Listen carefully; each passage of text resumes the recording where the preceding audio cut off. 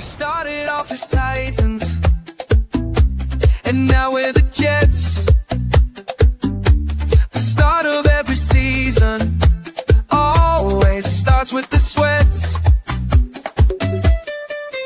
Vinny T, Brett Favre, Aaron Rodgers, what's the deal? Don't even try to tell me that the curse ain't real. We're coming for you, better run and hide. Snowball and Johnny Boys, Jets worldwide. Why,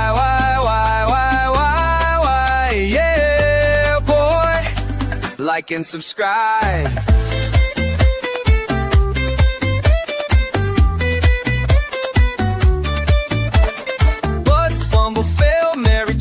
Fitzpatrick, the end of every season is always tragic.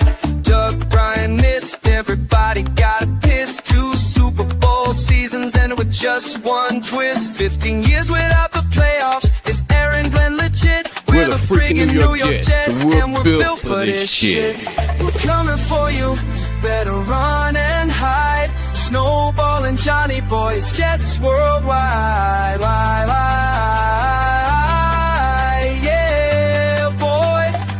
Like and subscribe.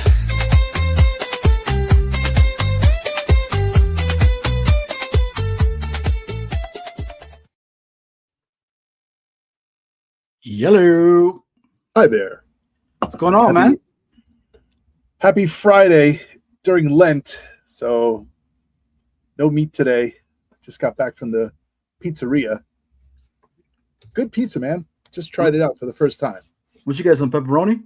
Pepperoni. I can't do pepperoni. It's Friday. It's Lent. No meat. So no pepperoni, my friend. Eggplant slice. That sounds good. Delicious. Shout out to Vito's Pizza. Brand new. Really good. Definitely. Well, since we're shouting out some restaurants in the area, we got to give a big shout out to our guy, one of the sponsors of our show, Clover Leaf Tavern in Caldwell, New Jersey. Shout out to our guy, Chef Kevin. St. Patty's Day is coming up. It is next week. Yep. And they're throwing down out there. So if you guys are in the New Jersey area, want to go and get yourself a green beer, Cloverleaf Tavern. Go and check it out. That's it. Who do we got in here? Who's in the chat tonight? Well, so far we got Mark in the building. We got Tony. We got Tigo. Bill SBC's in the building. We also have a whole bunch of other people. So, Dave Brigga's hitting us up. Dave Brigga's in the building. Captain Brigga. Big shout out to our guy, Mr. Senior Brigga, is in the building. But I felt like we should kind of talk about this right now. I mean, I feel like it's something that we should. I mean, he literally is in our. I mean, he's literally in the beginning of our show, right? Number 41. He passed on the 10th of March. Yes. He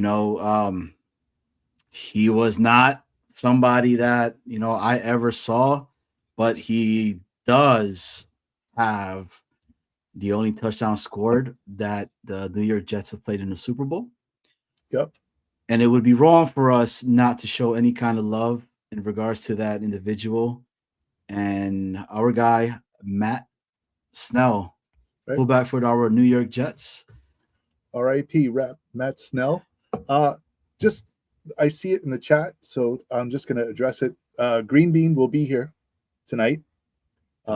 He can't make it in until 8 o'clock. So stay with us for a half an hour. We'll bring GreenBean in, and then we will whoop it up with GreenBean. But paying homage to Matt Snell, as Johnny Boy said. He passed away earlier this week at the age of what? He was in his 80s, right? I believe so. Correct. Yeah. That is correct. I think 84, if I'm not mistaken. I believe he was 84 years old. A piece of Jets lore, a piece of Jets history. One of the fine men to play in Super Bowl III. taking it, lived a long life. He did, and to hear him that he was up in, he was in Long Island. He was on Long Island when he passed and everything. I didn't know that, so I think we should show him some love. I mean, here he is, number 41, running, scoring that touchdown. It's in the very beginning of our show of itself. We had to say it, right? Like, I feel like it needs to be said. I think everybody has gone out and showed some love in regards to them. I mean, it's a tandem that they had there that, got us a Super Bowl when everybody was saying there's no way that the Jets are going to do anything. There's no way that they're going to win against the Colts, et cetera, et cetera.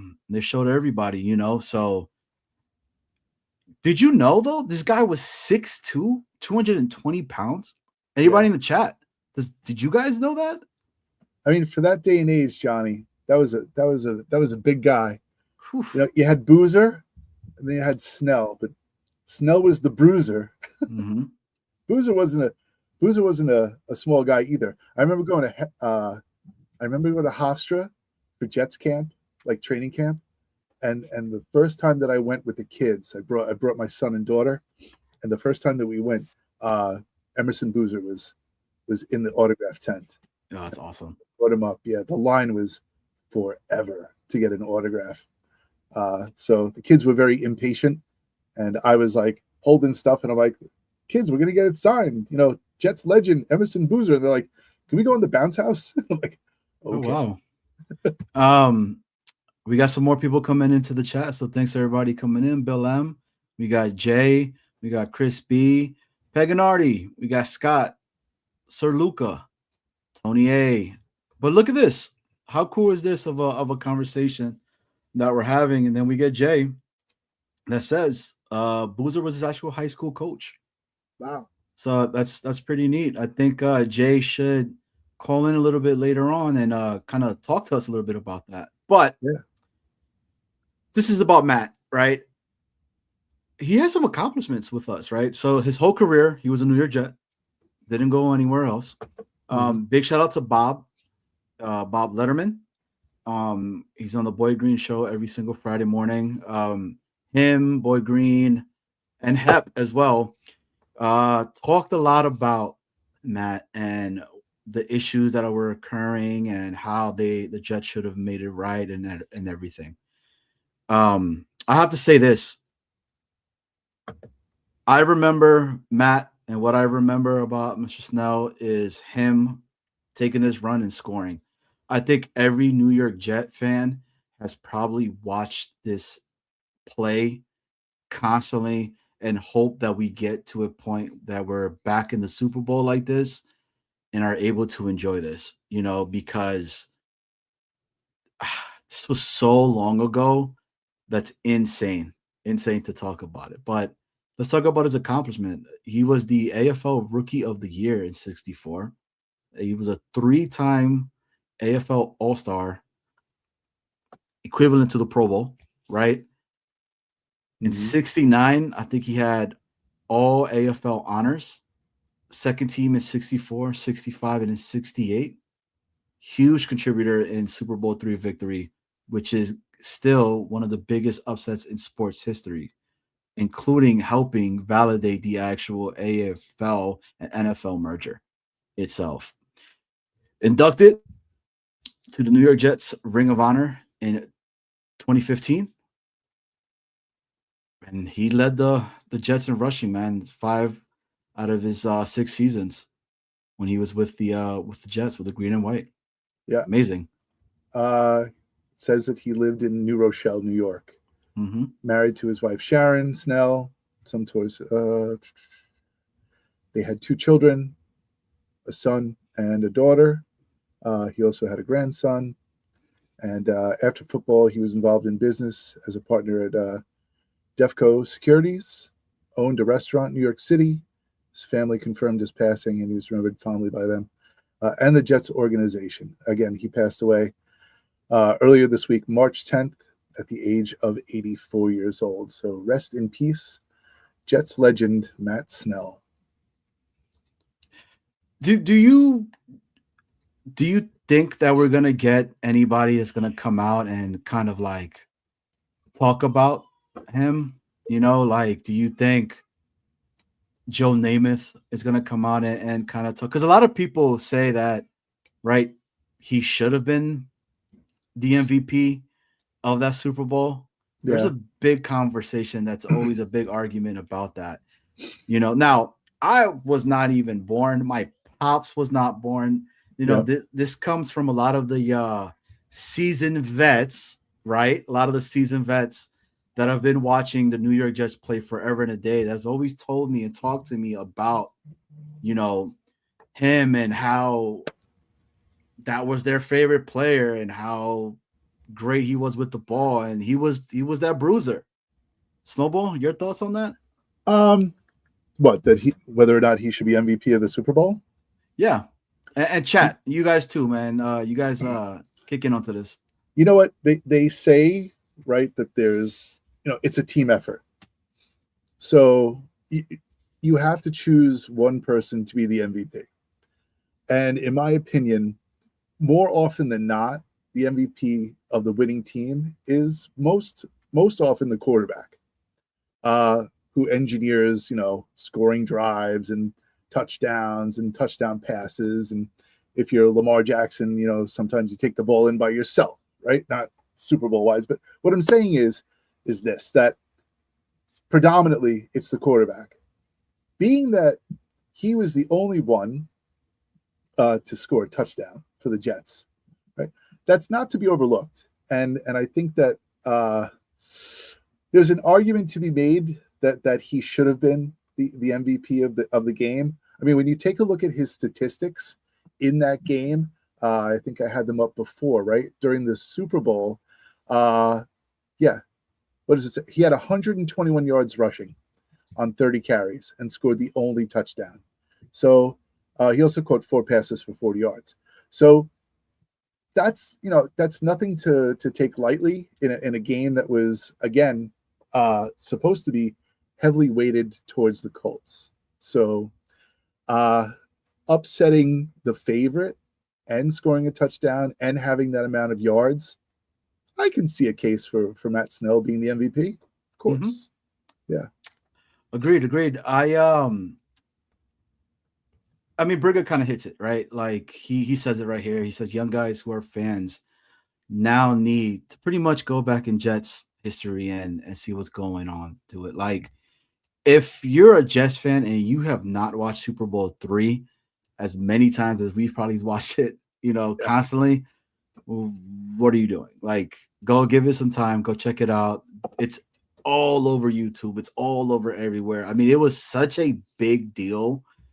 I mean, Mark says it, Joe Willie, he was the AFL back then. They were doing stuff that, well, at least he was doing things that not many people saw, like the all white shoes. Like Mark says that Joe Willie was correctly the MVP. So he's making the case for Joe Namath being the MVP of the Super Bowl. So, it could go either way.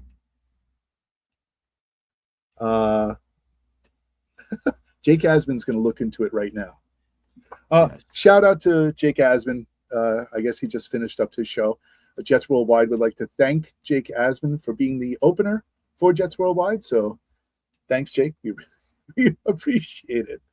But a lot of people have a lot to say about whether or not Matt Snell or Joe Namath should have been the MVP for it. So 100%. And, and I understand that there's some people that are coming out and are just saying things in regards to, like, the beef or whatever was going afterwards and the promise and all of that. Like, I get that, I wish they would have made everything better while he was alive. Yeah.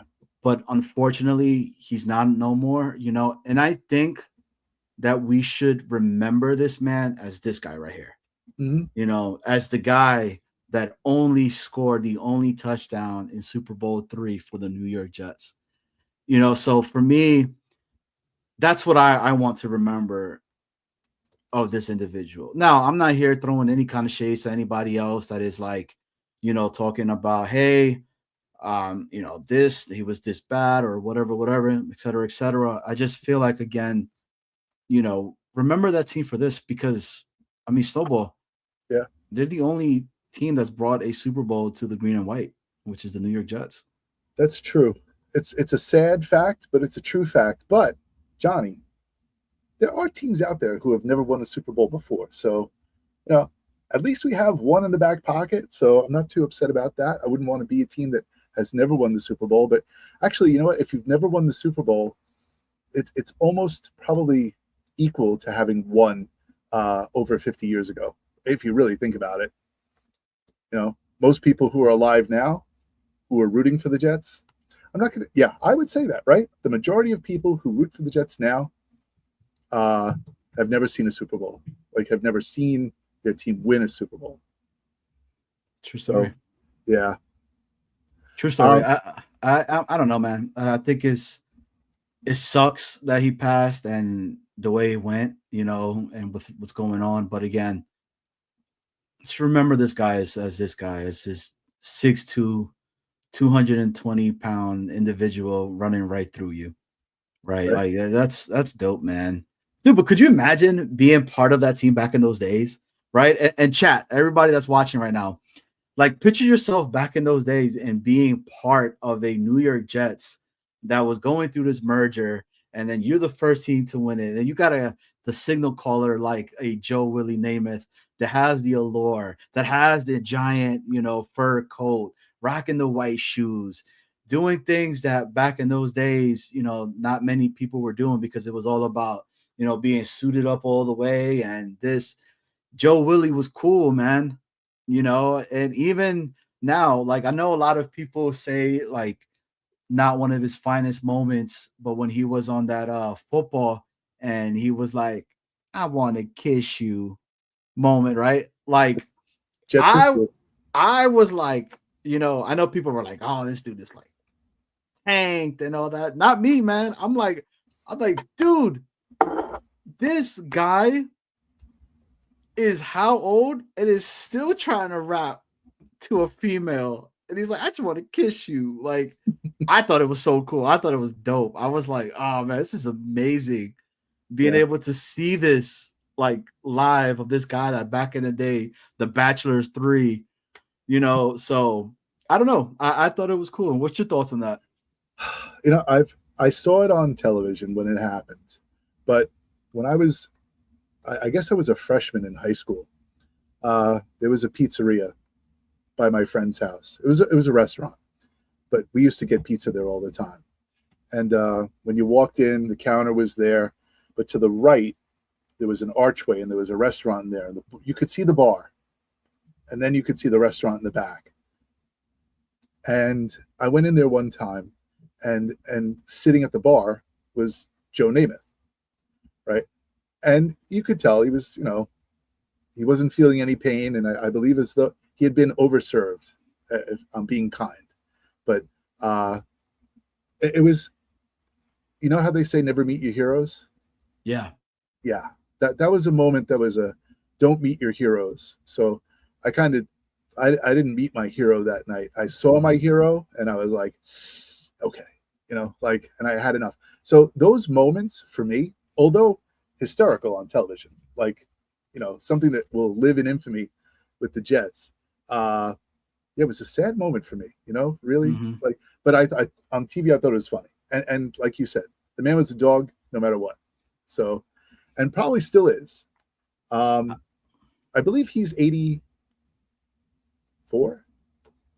I want to say he's 84. I believe he's the same age as Matt Snell now. I mean, dude, I tell you this much. You know how I feel about the curse, man. Right? Curse is live and well. And we both believe in it. Yes. How else do you explain this? I don't know. With everything that has happened to the New York Jets, please tell me that we're not cursed. I mean, from having a Super Bowl MVP quarterback go down 4 plays into a season, quarterback running backwards onto the field, falling on his ass on national television. Like, there's just too many things that have gone wrong with the New York Jets since the Super Bowl that we're not cursed. It has to be. I mean, like, oh, another thing, and this has nothing to do with what I'm talking about right now, but if you have noticed, we have the ticker down at the bottom. It says, "Help us get to 500 subscribers. Please subscribe and hit the like. Thank you." I can read.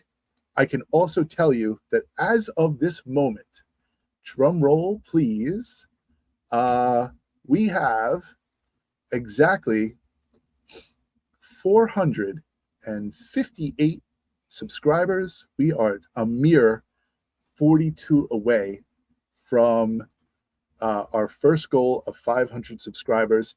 Johnny, we started this a year and hold on, let me count. Okay, we are exactly a year and a half into this, the life of Jets Worldwide. We are a year and a half in, and we are still 42 subscribers away from 500. Now, Bill M is a big supporter of the show, and he says 42, let's go. So, like, let's go, and get those 42, right?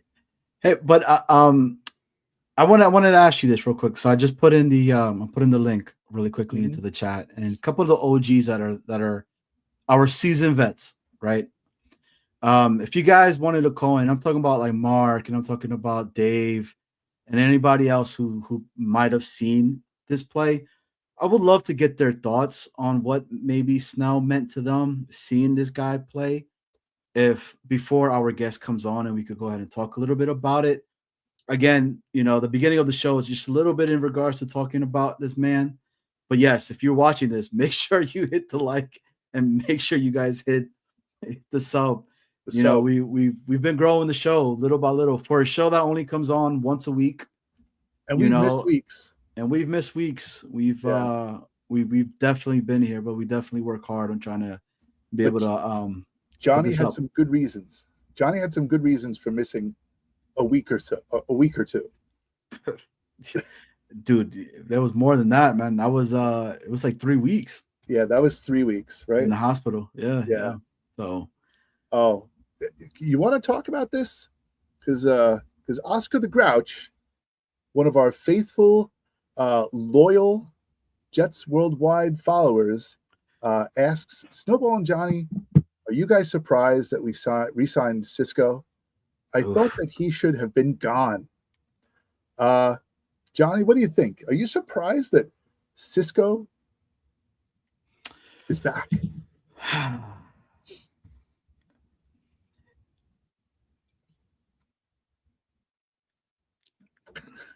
We pause. I have to. I don't know, man, how I feel about it. Like, I mean, all right, the Cisco signing, okay. Mm-hmm.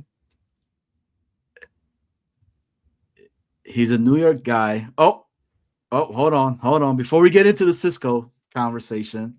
Yeah, let's talk about the Super Bowl. Senor Briga, how are you, Mr. Briga?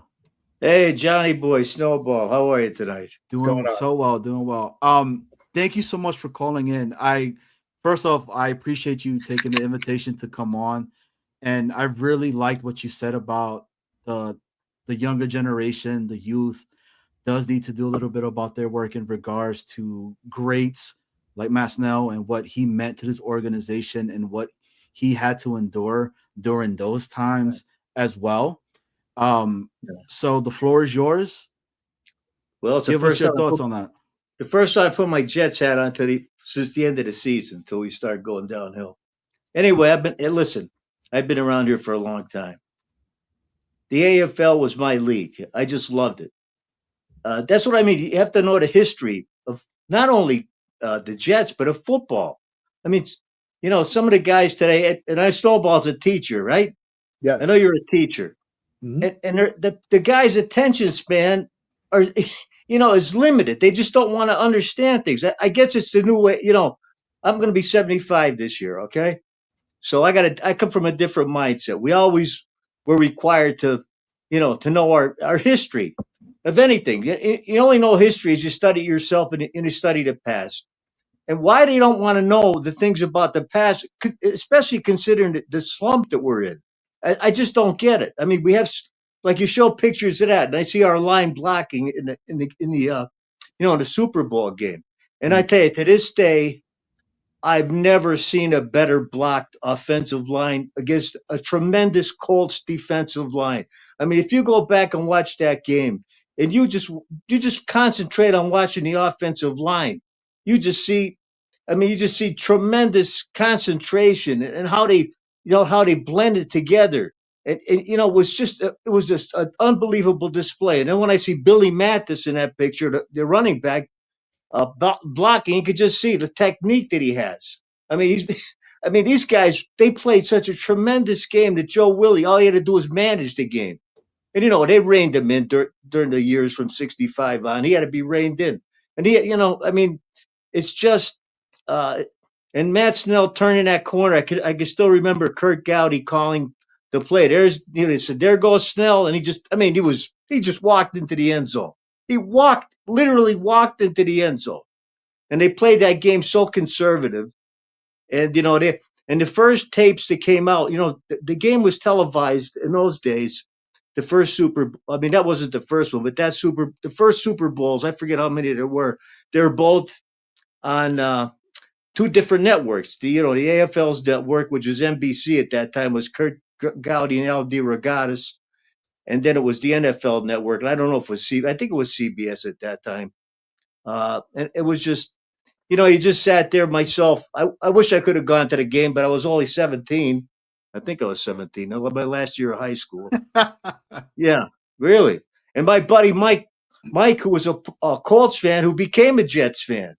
People don't realize. See, I guess, being around this team for so long, we had where I come from in PA here, we used to put a television antenna up because a lot of people used to watch the Buffalo Bills. That was their home. That was their team in the AFL. We had a lot of guys that didn't like the NFL. I wasn't never an Eagles fan, and my cousin were Giants fans, but I never really liked the Giants fans because of what they did to Vince Lombardi. They passed him over as head coach. Can you imagine Wellington Mara passing over Vince Lombardi as head coach, and you also had Tom Landry on the staff?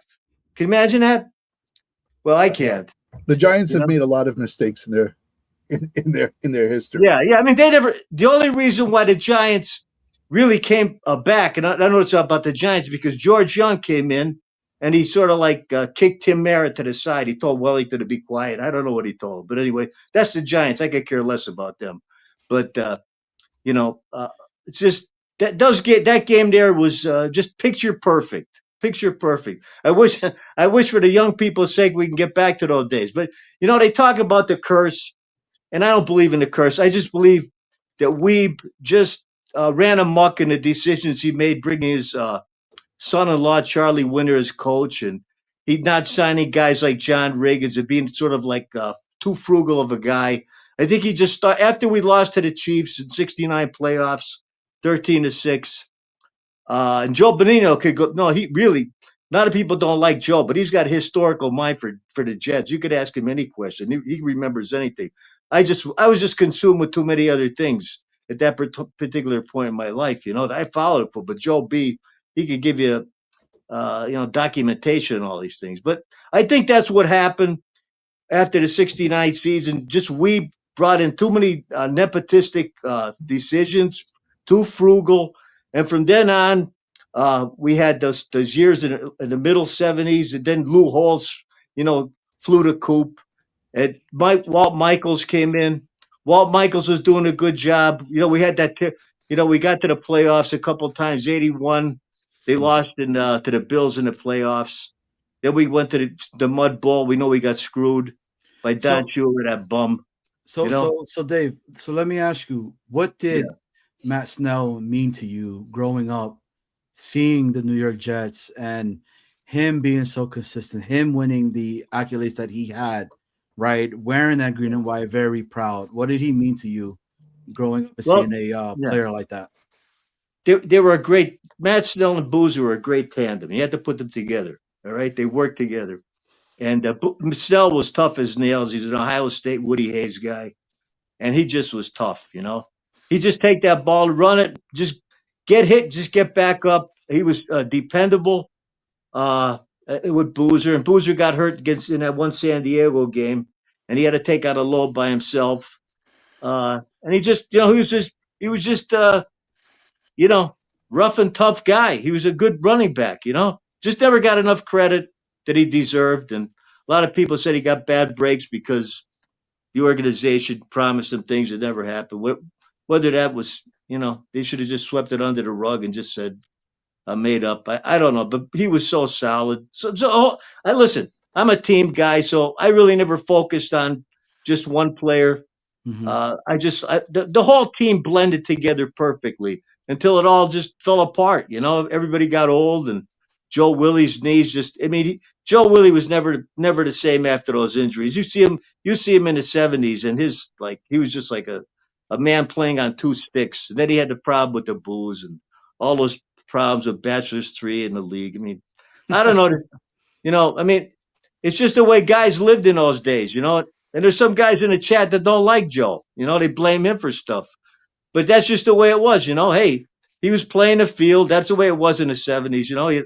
He had girlfriends every night, I guess. I don't know. I mean, that's the way it was. It was swinging times, baby. It was a Yeah, whole yeah. different era until AIDS came in. Then everything changed. Everything. Hey, I never forget those years. All of a sudden, there was guys getting married left and right. Hey, Yeah. hey, We're Dave. not, Well, But what else could we say? We want to get back to those days. We want to get back to those days. But guys got to learn their Jets history.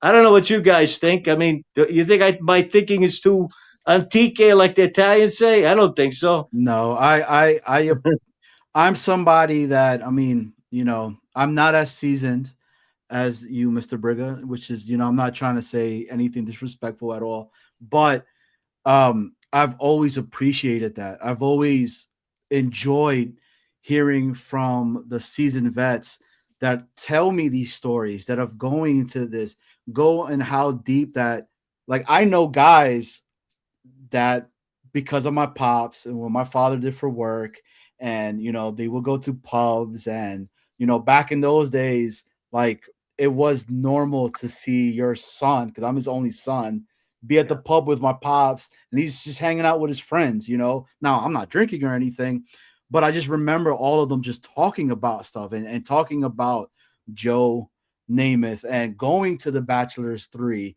right? Because you had to have a membership. You had to know somebody that knew somebody to even be able to go in there. Yeah. And I thought it was cool. I thought it was cool. So, like, that's why I invited you guys. I wanted, because I felt like, nobody's really talked about it. Nobody that's watches the shows or has had any type of remembrance of what happened during the Super Bowl 3 and during that era, and seeing Super Bowl with the New York Jets in it. They don't get the platform to talk about it. So I appreciate you coming to what I'm trying to say. Kyle, hello. How are you? How are you, gentlemen? We're doing well. Mr. Anything Clifton. to add Mr. into Clifton, the Snell Mr. Clifton, conversation? where'd I get this? He gifted me this photo. Here he is. I don't know if you guys can see, my lights are on. But I see Don Maynard against some San Diego Charger. There you go. There's a Don. That's, Look at Don there. Those are the good old days, right? Why we Yeah, can't get back to them, I don't know. that We're kind of gonna get predates me a little bit, but I've got my Maynard with him grabbing his crotch at the end of the hallway, right where my office door is. So, Yeah. Well, I hope you Briga, enjoy in good health. Dave. Dave, Okay. I'm gonna put you there because our guest is getting ready to come on in a moment. Okay. I'm gonna give some real Take quick care, time for fellas. Kyle. God bless. Thank you so much for coming Dave, and have a supporting the good show. Hang in there. Watch Green Bean. He's just about to come on. So Yep. Kyle, your thoughts on Matt Snell really quickly before we start to bring on Green Bean. So obviously, before my time, it's sad that he couldn't make his peace with the team. It's just a guy that helped us really get over the hump and put us on the map. And we should all be kind of indebted to him for that. I'm hoping that everyone always remembers him fondly. Anyone that can remember him. I kind of came in after that. I remember my father was out to dinner one night, and he brought home like a cocktail napkin with Randy Rasmussen's signature on it. He was part of I think those teams, but he was at the tail end of his career. It's probably late '70s, early '80s. So I remember the Mud Bowl, and rooting for the team through the '80s and some really tough times there in the early '90s. But the links to what we would consider to be our glory years, since they're so few and far between, have got to be cherished. So Godspeed, Matt Snell, and that's kind of how I feel about it. We got to cling to the good times because there's not too many of them, and Matt was certainly a big part of that. 100%. Well, Kyle. Yes, I was going to say, Kyle, there is 2026 to look forward to. There we go. Yeah.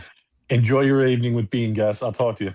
Yep, right. And we'll probably put the link a little bit later on. So if you want to come back, I know you always got some great takes, and I'm excited to see what your thoughts on what we have going on cooking tonight. So, Kyle, thank you. Thanks, Kyle. All right, without further ado, adieu with this guy. You know what's funny? You are muted, my friend. There you go. I'm not, though. You are. You're good now. You're good now. All right, good now. You know what's funny is that in certain circles, not this one, but my name is Kyle. So every time you guys were saying that, and that's like his name here, but that's obviously not Kyle Clifton. No. Right? So it's like a weird thing that every time you guys are saying it, I'm like, wait, why are they calling me that? You're not even talking to me. I go by Snowball, but really my name is John Jacob Jingleheimer Schmidt. But Schmidt, right? Yeah, right. Yeah, your name is mine. There's another guy with that name too. So. That's right, it's me. Your name. Hey, I always thought it was John Jacob Jingleheimer Smith, right? Smith. No.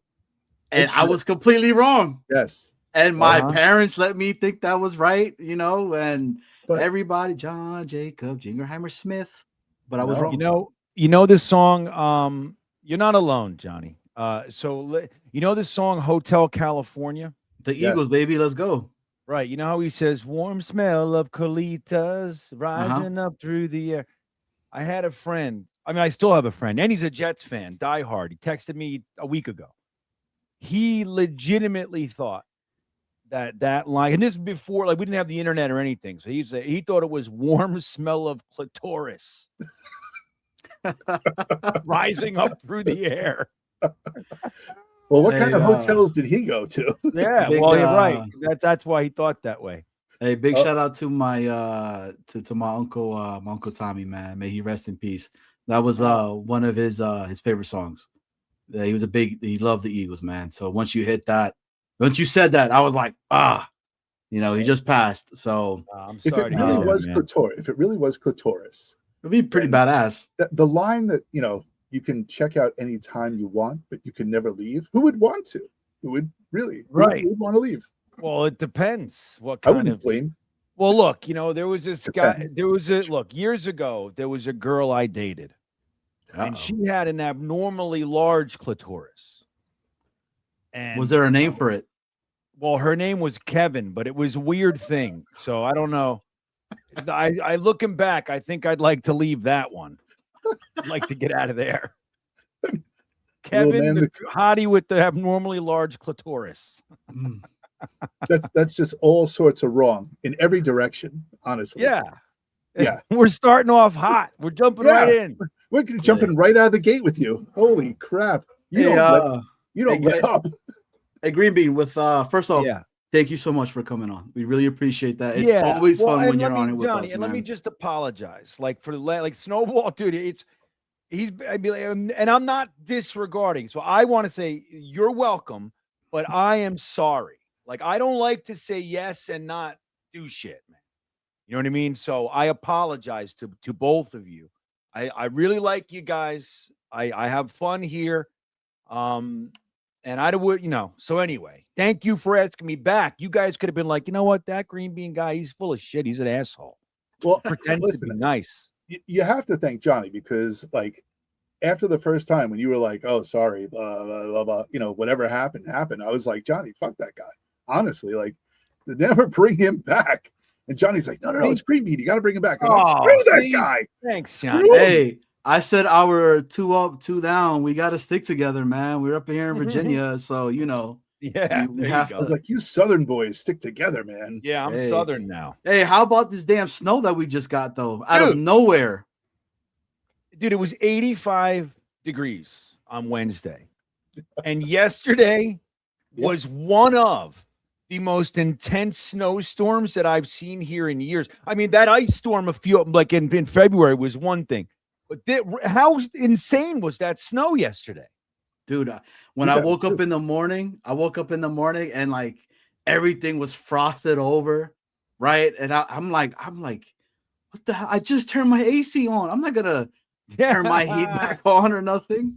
Right. We turned the heat back on today. I know it's funny. I said to my wife, let's turn it on for 30 minutes. Put my timer on and we'll turn it off in 30 minutes. I came home. That was at 6:15 in the morning.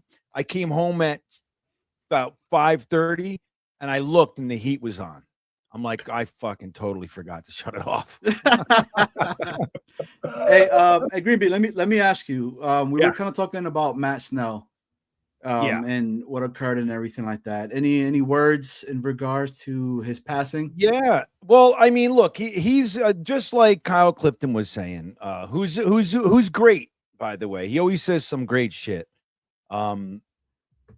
He's before my time, but he's connected to the guys and the people. Like, he's right before my time, So, and look, I mean, he is like, honestly, man, like Joe Namath gets all the stuff, but this is the guy that scored the only touchdown in Super Bowl III. And I know you guys know that. If you didn't know it before this week, you're hearing about it all. That's like every article I've seen, every headline, like, I've heard him. I'm listening to Sirius XM and they were mentioning it. That's what they're all saying, but it's the truth. Like, when you look at that Super Bowl, like what the Colts did was they prepared for our, like, Joe Namath. It's going to be the Joe Namath show. And what they did, and this is why Joe Namath is so great and is still at 206 years old, is still relevant today. Like, you look at he's still on the covers of magazines, like right now, Yeah. And the reason is because as good as he was and ahead of his time as he was, he threw 4,000 yards in a 14-game season. Like, he was a whole different breed. When it came time to win, he was all about, I don't need to be the guy. Dude, let's fucking run it down their throats. That's how he was. Like, he didn't. There's a book out there. If you guys haven't read it, it's like Beyond Broadway Joe or some shit like that.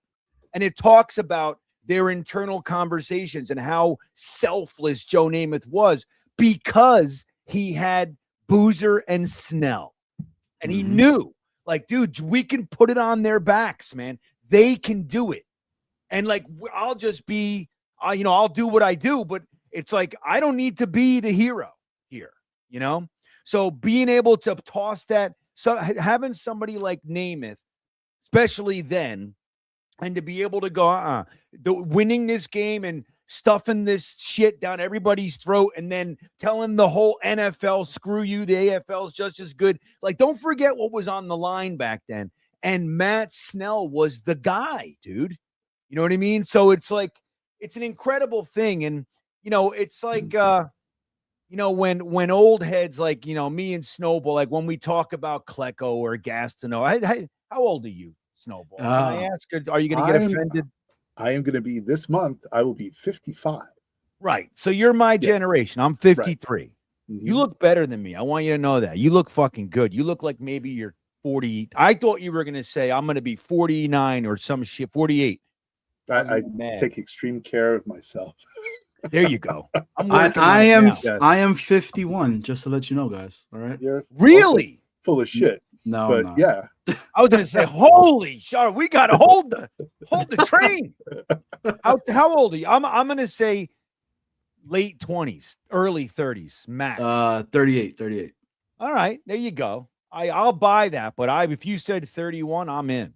Yeah, You yeah. look good, brother. No, I appreciate that, man. Got to. 51. I was holy shit. What are Yeah. you doing? so I say, bro, he's fucking dyeing his beard and shit. That's what he's doing. He's done. That's So what I is thought. Snowball. was Walton your first head coach? Yeah. GreenBean? No, Michaels. Walt Michaels. Oh, Michaels. Okay. Yeah. Because He I was my like, first head coach. I think I was 80 in 81. I started to like watch the Jets. Yeah, that's Walt Michaels. Yeah. Man, look, Mhm. you got people now in the chat talking about I'm 49. I'm old as fuck. Then you got Tyson Manning. Johnny is hot. Hmm. Hey, Johnny is hot, Dano. That's Thank that Dane guy. That's Though. that Dane He's guy. weird. Green Bean is an OG. Billy SBC. It wasn't a clitoris. It was a dick, you fool. Okay. That's the joke, Billy. Billy. Kevin, you weirdo. He was Kevin. That's the Oh, man. that's the joke, Billy. It's the young guys, Green Bean. It's those youngins. Yeah. You got I feel I'm in a room with kids. There you go. But I think we should start the transition about the conversation that we're trying to have tonight. Yes. I think it's time. I think it's it's time, right? Yep. So Yeah, let's talk about that. Let's fucking talk shit about on some of TV. these. there's a whole bunch of stuff that happened. Yeah, a lot. Snowball? Have you not spoken about this all week long, Green Bean? Do you not want to like put it into a nice package and tie a bow on it and say the first wave of free agency is now complete? Yeah. And now we head into the second wave, which actually I think the second wave is actually more interesting than the first wave, because the first wave is like bam, boom, like all these big things happen, this, that, and the other thing, and you got guys signing with teams, then they get dropped by those teams, and blockbuster positional contracts that totally change the landscape of those types of things. And then the second wave is kind of like where the Jets come in, you would think. I mean, they did do a lot of stuff during the first week, but now it's like, it's bargain shopping now, right? It's kind of like, going into the thrift store and getting the good stuff for cheap. Now you got to know what you're doing. Anybody can go out there and sign the big names, right? Yes. Now this is McCagnon did that. strategery. Strategery, dude. Right. This is strategery. So, these are the things that we got to do. But there are things that happened this week, and we're going to get into it. Johnny, we're gonna go through this little presentation that we put together, and we'll go through all the little things that happened during the week. 100%. But really quickly, Green Bean, wanted to get your thoughts on this. I remember you talked about Bryce Huff a while back, and shout out to our guy Namath. How about Bryce Huff's retirement announcement? He's not a Jet. I know, but Screw him. He said nice things about the Jets. So right? what? Why wouldn't he? So He would. We got him started. any thoughts? Any thoughts on that? Well, I was surprised. Were you guys surprised? Oh, 100%. totally. I want to know more about what's the reasoning behind it. Why? Well, didn't he say he's got some business or some shit that he's doing? Didn't he say something like that? I'm not sure. After I heard the one part about the Jets, and then I just turned it off. That was Let me it. see. That's all. Yeah, there's something going on. Let me see. Yeah. Why did Bryce Huff retire? Siri. Because he didn't want to give us a hometown discount. Let me see. Isn't he Bryce gonna open up to pursue a new career, founding a company called Neighborstone, Neighbors designed to combat lithium-ion battery fires. What do you think of that? That's an admirable flight. He got 40 mil. He was able to save pretty much all of that money. Look, whoever his financial advisor, Think shout about it this him way. out. Undrafted free agent From Memphis. during COVID, and somebody else on another show was saying this. Like, how difficult is it to get signed as an undrafted free agent during COVID when they had no way to like look at you, bring you in house, evaluate you. Then he gets signed. Then he goes and he plays with the Jets, and then gets he gets sent off to the Eagles, Super Bowl, right? Like all this, it's a dream come true. Like he actually lived the American football dream. And screw him. You know what? Whatever. You want to go run your company with batteries? Go for it. Did you guys ever see? I'm right with you, man, dude. And he worked his ass off. Don't forget, he was drafted during the Adam Gase regime. Yes. And then when Saleh came here, we didn't know what he was going to be. We still had Jabari Zuniga, hanging around. We had Jordan Jenkins in the way, Right. So we didn't know what this guy was going to be. And Saleh came here and said, wait a minute, this kid, like his first year, Saleh said, Bryce Huff's going to be something. So we were like, all right, well, let's see. And slowly but surely, he was like, dude, his first step is insane. But have you guys ever seen those videos of like somebody has like a moped or some shit, a scooter in their living room? And there's, like everybody's got cameras in their house now. I don't know what that is. I don't have that. I mean, but, and then all of a sudden, like the moped or whatever is just sitting there and it goes, oh, and it goes, yeah, and it blows. Just lights on fire. Right. Yeah. Yeah. Well, when that stops, we're going to all look back and go, fucking neighbor stone. Bryce Huff. Thank you, Bryce Huff. He wasn't a one-trick pony. He solved it. That's what he's going to do. He wants to save the world, man. I say, hey, right. You made 40 mil.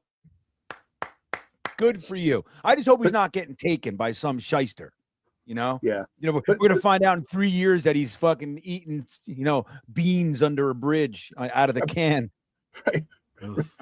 Now, neighbor stone, I wonder where that comes from. Like, you would think if it puts fires out, like Huff and Puff would be like either a Puff, right? It's brilliant. Huff and Puff, right? Trademark. Yeah. Trademark from Jets Worldwide. Wide. Huff and Bryce. You got to Huff and talk Puff. to him and say, dude, you missed it. Huff and Puff. Bryce Huff and Puff. I mean, what are you doing? Blow your batteries out. I got to look at this neighbor stone Battery fires. Dude, Snowball, you're I'm telling you, impressive young man. I want you to know that. Thank you so much. Thank you. He really is. Thank you very much. Jets Worldwide does not function at all without him. GreenBean, I don't know if you saw the episode when he was gone. Dude, I was fumbling around. I thought I made really cool graphics. The graphics looked like they were from, copy and paste, and they were not centered all well, and things were up here, right? It was a madhouse when he was gone. So it was like abstract art. Yeah, it was art, but it was just abstract. We all do that, and then you look back at it, you're like, oh my God, I remember creating this. I was so proud. I showed my mother. And then you're like, how did I even put this out there? Yeah, well, this should go on the fridge. Yeah, this might be the best thing I've ever done in my whole life. It's a fucking thumbnail. Right, the thumbnail. I take such care with the thumbnail. Yeah, you're good. Yeah, man. You gotta love the thumbnail. Just to remind everybody we got a lot of people in the chat here. We're on our way. We got GreenBean with us tonight. We're going to talk about free agency and the re-signings and all that good stuff. We're on our way to our first milestone of 500 subscribers. So if you have not subscribed to Jets Worldwide yet, tonight is the night to do it, because the closer we get, maybe we'll hit it with GreenBean on air. Wouldn't that be amazing? A historic moment. So history. Hit the like button, hit the subscribe button, and let's talk about Aaron Glenn's strategy for 2026. Think he has a strategy, GreenBean? I do. I think that you know what's funny? We just re-signed Andre Cisco. Did you see that? Oh, we did. Did we see that? Which I think, which I think might not be the best move that they've made. Okay. Really? That said, what I'm also seeing connected to this is Aaron Glenn is an idiot, right? Okay. But interestingly, when we got Minka Fitzpatrick and Demario Davis, what I'm seeing is Mooj is doing a good job. Yeah. Mooj. Okay. And then when we signed Cisco, Aaron Glenn is a moron. What the fuck is that? So we get this selective way that we fan is an interesting. I'm telling you, man, I am enjoying it more and more from oh, my tea. Thank you. What flavor tea is this? There's no cream or anything in it. All right, we're gonna see what it is live. Okay. And this is what if you want to see somebody discover what flavor tea it is, Jets Worldwide is the place to do it. I don't know what's in this cup. I'm going to sip it. It could be dirt water. It could be apple cinnamon spice. It could be chai. I have no idea. Let's see what it is. All right. So while Green Bean drinks his tea, please make your comments in the chat and guess what kind of tea he is drinking. That's right. And I will reveal it once. How many are we away from 500 subs? We're like 42 away. Oh, we're not going to get there tonight, I don't think. Come on, there's good. We're 41. 41. All right. I will 40, reveal it. 40. Hold on, it's climbing. Dude, hey, go on to Jets Worldwide right now on YouTube and just hit subscribe. Just do it for them. Come on. But I'm sorry. Thank you. I appreciate the commitment. But can you just subscribe to their channel so I can reveal what flavor this is? I'm dying. Can you just go to Jets Worldwide on YouTube and just hit subscribe? I've already given you guys like 7. I know. You're the man. I think you're awesome. Now we have a lot of guesses in the chat so far. Snowball, I'm gonna ask you first though. Ooh, Yes. What did you think? What's your take? About the Cisco re-signing? my daughter just subscribed. About the Oh, yeah. tea. Yep, the tea. T. The tea. All right. Spill the tea. So Green Bean strikes me as a man of refined taste, and I believe that his I don't know who delivered the tea to him. If it My was daughter, who's a Jets Okay. fan and Islanders. All right. Come on, say hi. All right. So her. Say hi. So being of refined taste as Green Bean is, I would take him for an Earl Grey man. Earl Grey. Earl Grey.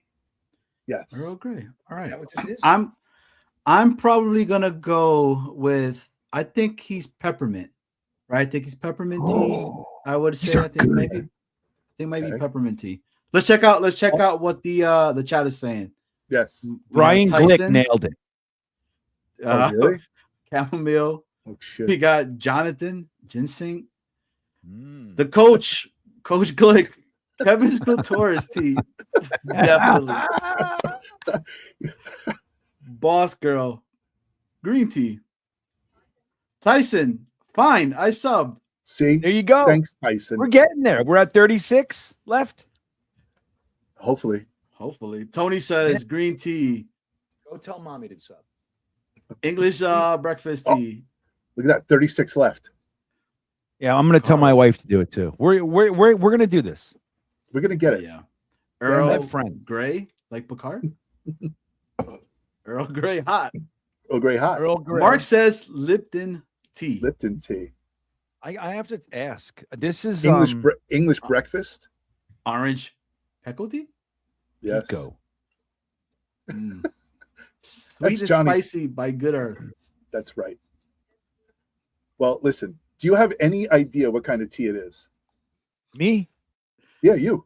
Brisk iced tea. Brisk. Arizona. It's Arizona. She just put it in a mug. It's They Snapple. just heated it. They just heated it up. Coffee. This is let me just share with you the beauty of my life. Okay. I want to share with you a moment, and then I'll tell you what tea this is. So my wife celebrated 20 years sober on Valentine's Day. Congratulations. So she wanted her big gift to herself was to go to New York City and go to a couple live Peloton classes with her favorite instructors. She does the Peloton bike thing. Nice. So we went up there. Now in our hotel, which is right there on 31st, like a block from the garden, right? And in the hotel, they had tea and coffee at night. and I grabbed one of the teas. I said, all right, well, fuck it. They got these teas, so I'll take one. And I went, this is really good. And when I came home, like a week later, we had a box of that tea in my house. Really? I didn't ask for it. I just said, this is good. Ah, And now it's awesome. here. And that's what this is. Omni And Hotel. I don't tea. remember what it is. It's it's double tree tea. lemon. It's not. It's lemon ginger. I think it is. Lemon ginger. Oh, somebody was close. Somebody was close. Somebody was close. I think they said honey. There might be something? honey in this. So Like the essence of honey. So how funny would it be, Green Bean, if during the draft we drafted Makai Lemon and what's the guy's name? Dunker, the ginger. No.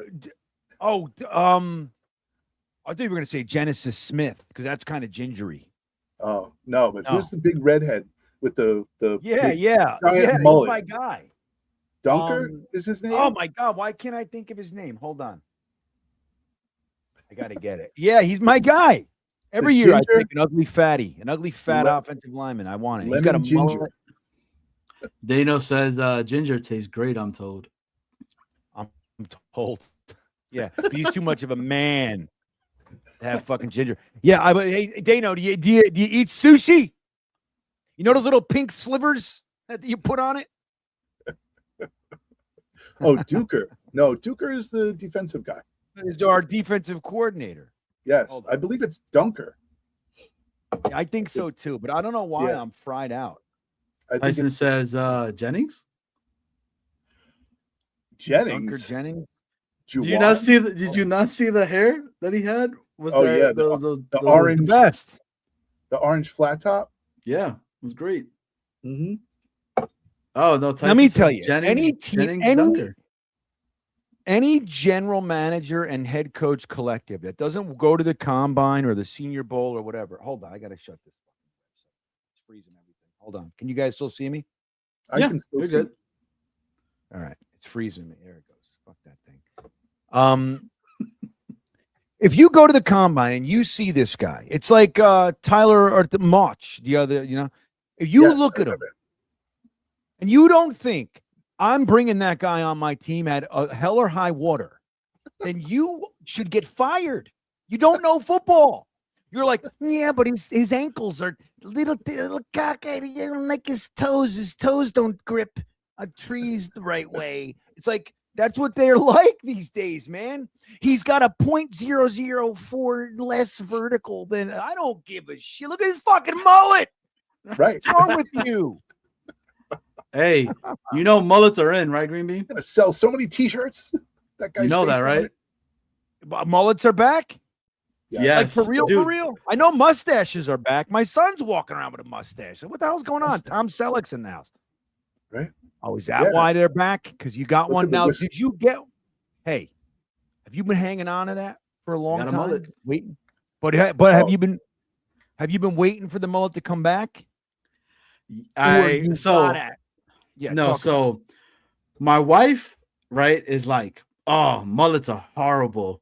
Like, there's nobody that could pull off a mullet. Like, this is stupid. So she's originally from Georgia, right? And we're big Georgia Bulldog fans. So I was like, so you don't like mullets at all? And she's like, I hate them. They're the worst things ever. Next thing she knows, I go to my best friend is my barber, right? I said, Ryan, shout out to my guy Ryan. Mullet. He's like, what? I'm like, dude, straight business in the front, party in the back, baby. I am so ready. I come home, right? My wife goes, dude, I had like the whole like nice and combed, and the back, dude, is just like massive, right? And she's like, you fucking did it. I was like, you damn right. And she goes, right. why do I think you look so cute in it? I was like, fuck yeah. See, Let's you go. And Winner, then 9 winner. months later, he had another baby. Yeah, literally. You're like, first of all, don't tell me what to do. Second of all, when I do what you don't want, you're gonna love it. I'm telling you, that's a double win. right there. Hell That was yeah. it. That's good Right? stuff, man. So let's get into the Jets combo, right? All So right, we'll see. Aaron, We're talking about the Jets tonight. I was Yeah, we'll talking see. tea and mullets. Aaron Glenn. Okay. Yeah. Aaron Glenn, if you got a strategy. But Yeah. let's talk about this. Okay. Did you see the whole Wink Martindale interview with the Giants podcast? What he says about Aaron Glenn, that essentially Aaron Glenn was told, no, you are going to be the guy for the defense. You're going to run the defense. You're going to say what you need to say from higher ups. Do you believe that? Or why did Wink Martindale wait so long to come out and say all of this? Nobody's picked him up. He hasn't been relevant right now. We were the only individuals that were trying to give him a chance. Your thoughts, GreenBean? Well, remember, there was that reporter from, where was he from? Tampa or Houston that came out. He said that at the Senior Bowl, people were telling him that Aaron Glenn got told. Remember? Yeah, by Woody Johnson, that he had to run the defense. Mm-hmm. Yeah. Well, here's my thing. So I'd like to say, that's ridiculous. I really do. I like this. People are sour grapes, right? I like to do that. Sure. But here's the thing. If you look back over the historically speaking, like Diana Rossini and all this stuff, where there's smoke, there's fire, like where we like to defend. And I've been doing it for a long time. Has Woody done anything for you guys that would lead you to have a rock solid line in the sand, so to speak? There's no way Woody did that with Aaron Glenn. No. I think this guy is a complete piece of shit. And I think that, like, while I'm not saying, oh, that's definitely what happened, dude, that would not surprise me in the slightest. This guy has come out at the NFL meetings where everybody's wearing $2,000 suits. And he said, thinking's overrated. Sometimes you just gotta go nuts. You gotta do shit. Like, and then he made Justin Fields cry last year. Like, look, dude, he sucked. I'm with it. But you know what I mean? Just like, can you shut up? You guys remember what he said about the field? How we can't get a properly real grass field? You know what he meant? You remember what he said? It's what, too hard to maintain? Yeah, but he was very specific. Do you remember what he said? Oh, No, yeah, what did he say? very specific grass terms. Go ahead. Yeah, he said, well, dirt. Real grass is in dirt, and dirt has rocks. Like his head. Dude, that's what he said. He said dirt has rocks in it. And, we're talking about player safety here, guys. Yes. And it's like, well, Woody, are you aware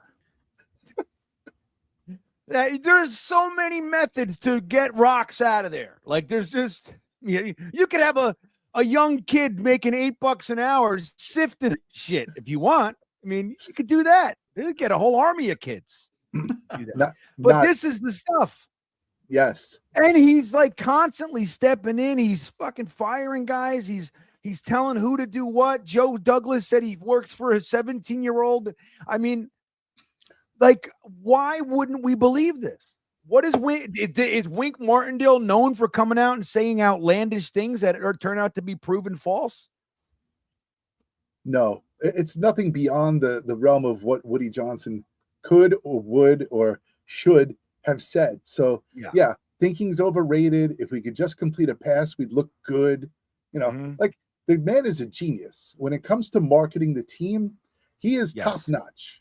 Oh, top notch. Yeah. So, like, you can't put anything past him.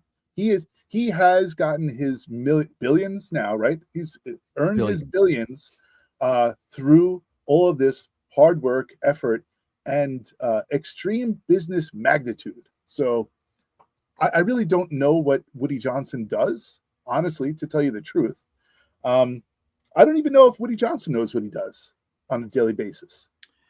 And like Nav says, he wakes up and he just has feelings. Yeah. I look, he adores Woody Johnson. He's a dementia grandma of the NFL. Ooh. That's what Nav says. Yeah, it's good. That's good. But like, look, and let's look at the results. The results are we don't have a defensive coordinator, really. And Aaron Glenn is calling the defensive plays. When the year before, he was going to be a CEO head coach. He was talking all kinds of shit about not stepping on his guys, letting them run their stuff and do all the things. And so, like, we can deny it all we want, but if we just kind of shake it off, rub our eyes and go, well, that is what's happening. It's right there. Yes. So the truth be told, the truth was told. So I agree. The truth be told, it was, right. That's probably by any type of reasoning or deductive reasoning that yes, the truth is that he was told no. And then the freaking defense. Right before we get on the show, Andre Cisco resigns. Aaron Glenn, that dick. Well, so your thoughts? What my thoughts are this. What did they see that made them want to bring this guy back? Now, maybe they look here. All right. So here's what it has to be. They barked up a lot of trees. And outside of, they didn't remember Minkah Fitzpatrick didn't sign here. We went and lassoed his ankles. You know what I mean? And he's going to be like, hey, man, I'm happy about it, whatever, And I'm, whatever. But even he didn't choose. At his press conference, he didn't seem like juiced at all. Well, he didn't seem miserable, but it was like, dude, it's like, yeah, I don't know. Maybe I got green glasses on. I don't know. But I'm with you. It wasn't like, it's like Demario Davis was like, all right, This is good. Minkah's wasn't terrible. But it's like, maybe they were like, hey, we're going to go out and get this guy, that guy, and the other guy. We want Jaquan Brisker. And Brisker was like, the Jets. Right. That kind of a thing. So maybe it's like, well, we got draft plans. We got Malachi Moore, who we like. He might be capped out at like solid depth. We don't know, right? But we got Minkah Fitzpatrick. You signed the kid from the Giants. What's his name again? It's the B. Kane or some shit like that. Sabane. What's his name? The kid, the safety. The one that we just. Dane Bell. Oh, Bella, something. That's the one. Right. Dane Belton. Belton. Right. Yeah. Right. So, you get some stuff, but it's like maybe, just maybe, they're like, we're going to bring him in. He's got, that's a lot of money, but it's only $1 million guaranteed. And you know what $1 million is to these guys. It's nothing. It's the bottom end, right? So in the event they want to move on or whatever, it's not going to kill them. If they get somebody, if Malachi Moore shows up in camp and he's just, Hulk smashing everybody, okay. But at least this way, you got a guy, he knows maybe he doesn't know the defense, but, he knows the coaches and everything. And so I don't know. That's what I got to think. Because Cisco was a big old puss pie last year. He sucked. He couldn't cover. He didn't like the tackle. I don't know. Let me ask you this then. With his pec tear that he had, and it limited only to what? I think it was like 8 games last season. How confident are you that in his health and his recovery is going to be well for 2026? Do you think they're going to require him to have a physical, right? Because this is just now, Johnny, or is it death? Well, this is the thing. My problem with him was with 2 completely intact Pecorino Romano muscles. You know what I mean? Like he had 2 fully intact pecs. And he was running around with a fucking dress on. You know what I mean? Like, ooh, like that's what I saw. I don't know if you guys saw the same stuff. I was like, what is this guy's problem? Because last year in free agency, he was probably my favorite guy that we signed. Yeah, I thought he was like the secret nugget, the golden nugget that everybody thought was Cole. I was like, ooh, this guy's going to good at this signing, and he was so disappointing. So I don't know. I mean, as far as him being injured and everything, he got injured. He had a full half season. He had a half the season to get better. He's got the whole off season and everything training. They'll see, But do you think it's a low risk win for death, or do you think it's because of the underwhelming of the secondary and what we were needing? I think the it's somewhere in the middle there. I don't think he's come like last year. They signed him and he was the starter. I don't think that's the case this year. And I think we're going to bring in another safety in the draft. Maybe not up top, dude. If I don't know. I'm all over the place with the draft this year. Having 2 firsts, it's like when you go to the 7-Eleven and you're like, I want a Diet Coke. And you go to 7-Eleven and there's like fucking 18 doors of drinks and you stand there for a half hour. You're like, I didn't need all this. I'm like, why am I fucking reading the back of a label of muscle milk? What the fuck is going on? Do you do that Why too? am I looking at juice energy? Like what is this? I have to say though, with the Cisco signing for the 1.25 guaranteed, you kind of said it. It's 1.25. Yeah. Right. And he kind of knows the system already. He's been with AG. Which, by the way, Johnny, if I got that 1.25 right now, it would change my life in such dramatic ways. Like, and like when we look at this, I'm like, hey, dude, 1.25 million. But then you have to go play for the Jets. Throw it in the garbage. For the Jets, though. Right. We just come here. If we cut you, we cut you. Who gives a shit? It's only $1 million. The only thing about the Cisco thing, though, is that it's a roster spot. Like it is a roster spot, right? But so right now we have 90 of those. Yeah, we do at the moment, right? Yeah. So yes, I get it. It's a depth thing, probably, But I think this kid Belton, from what I've read, what I've seen, whatever, he should start over Cisco, right, in my opinion. I feel the same way. And let me be honest with you, Snowball. I never watched a single play of this kid, and I want him to start over Cisco. Bad. That's the Jet way. Yeah, it's like I always love that. And now it's like we're in this day and age where anybody's an expert instantly, right? Like, so they go, oh my God. It's like 8 minutes after we sign a guy that nobody's ever heard of. I go, dude, did you know that this guy is number 3 all time of fucking, it's like, right. Oh, really? Now, did you have that in your lunchbox when you showed up, or is you fucking on your phone? And it's like, but when we were younger, somebody had to know that shit. Like had your friends, like you had your stat guy, you had your song lyric guy, you had your mechanic friend, the guy who fucking fixed bicycles. Like, who you called for. Now everybody's an expert on anything. So, but like Belton, if that is even his name, I'm going with it. I love him, but I've never heard of him before in my life. I'm going to tell you, I'm just shooting straight, man. But I'm with it.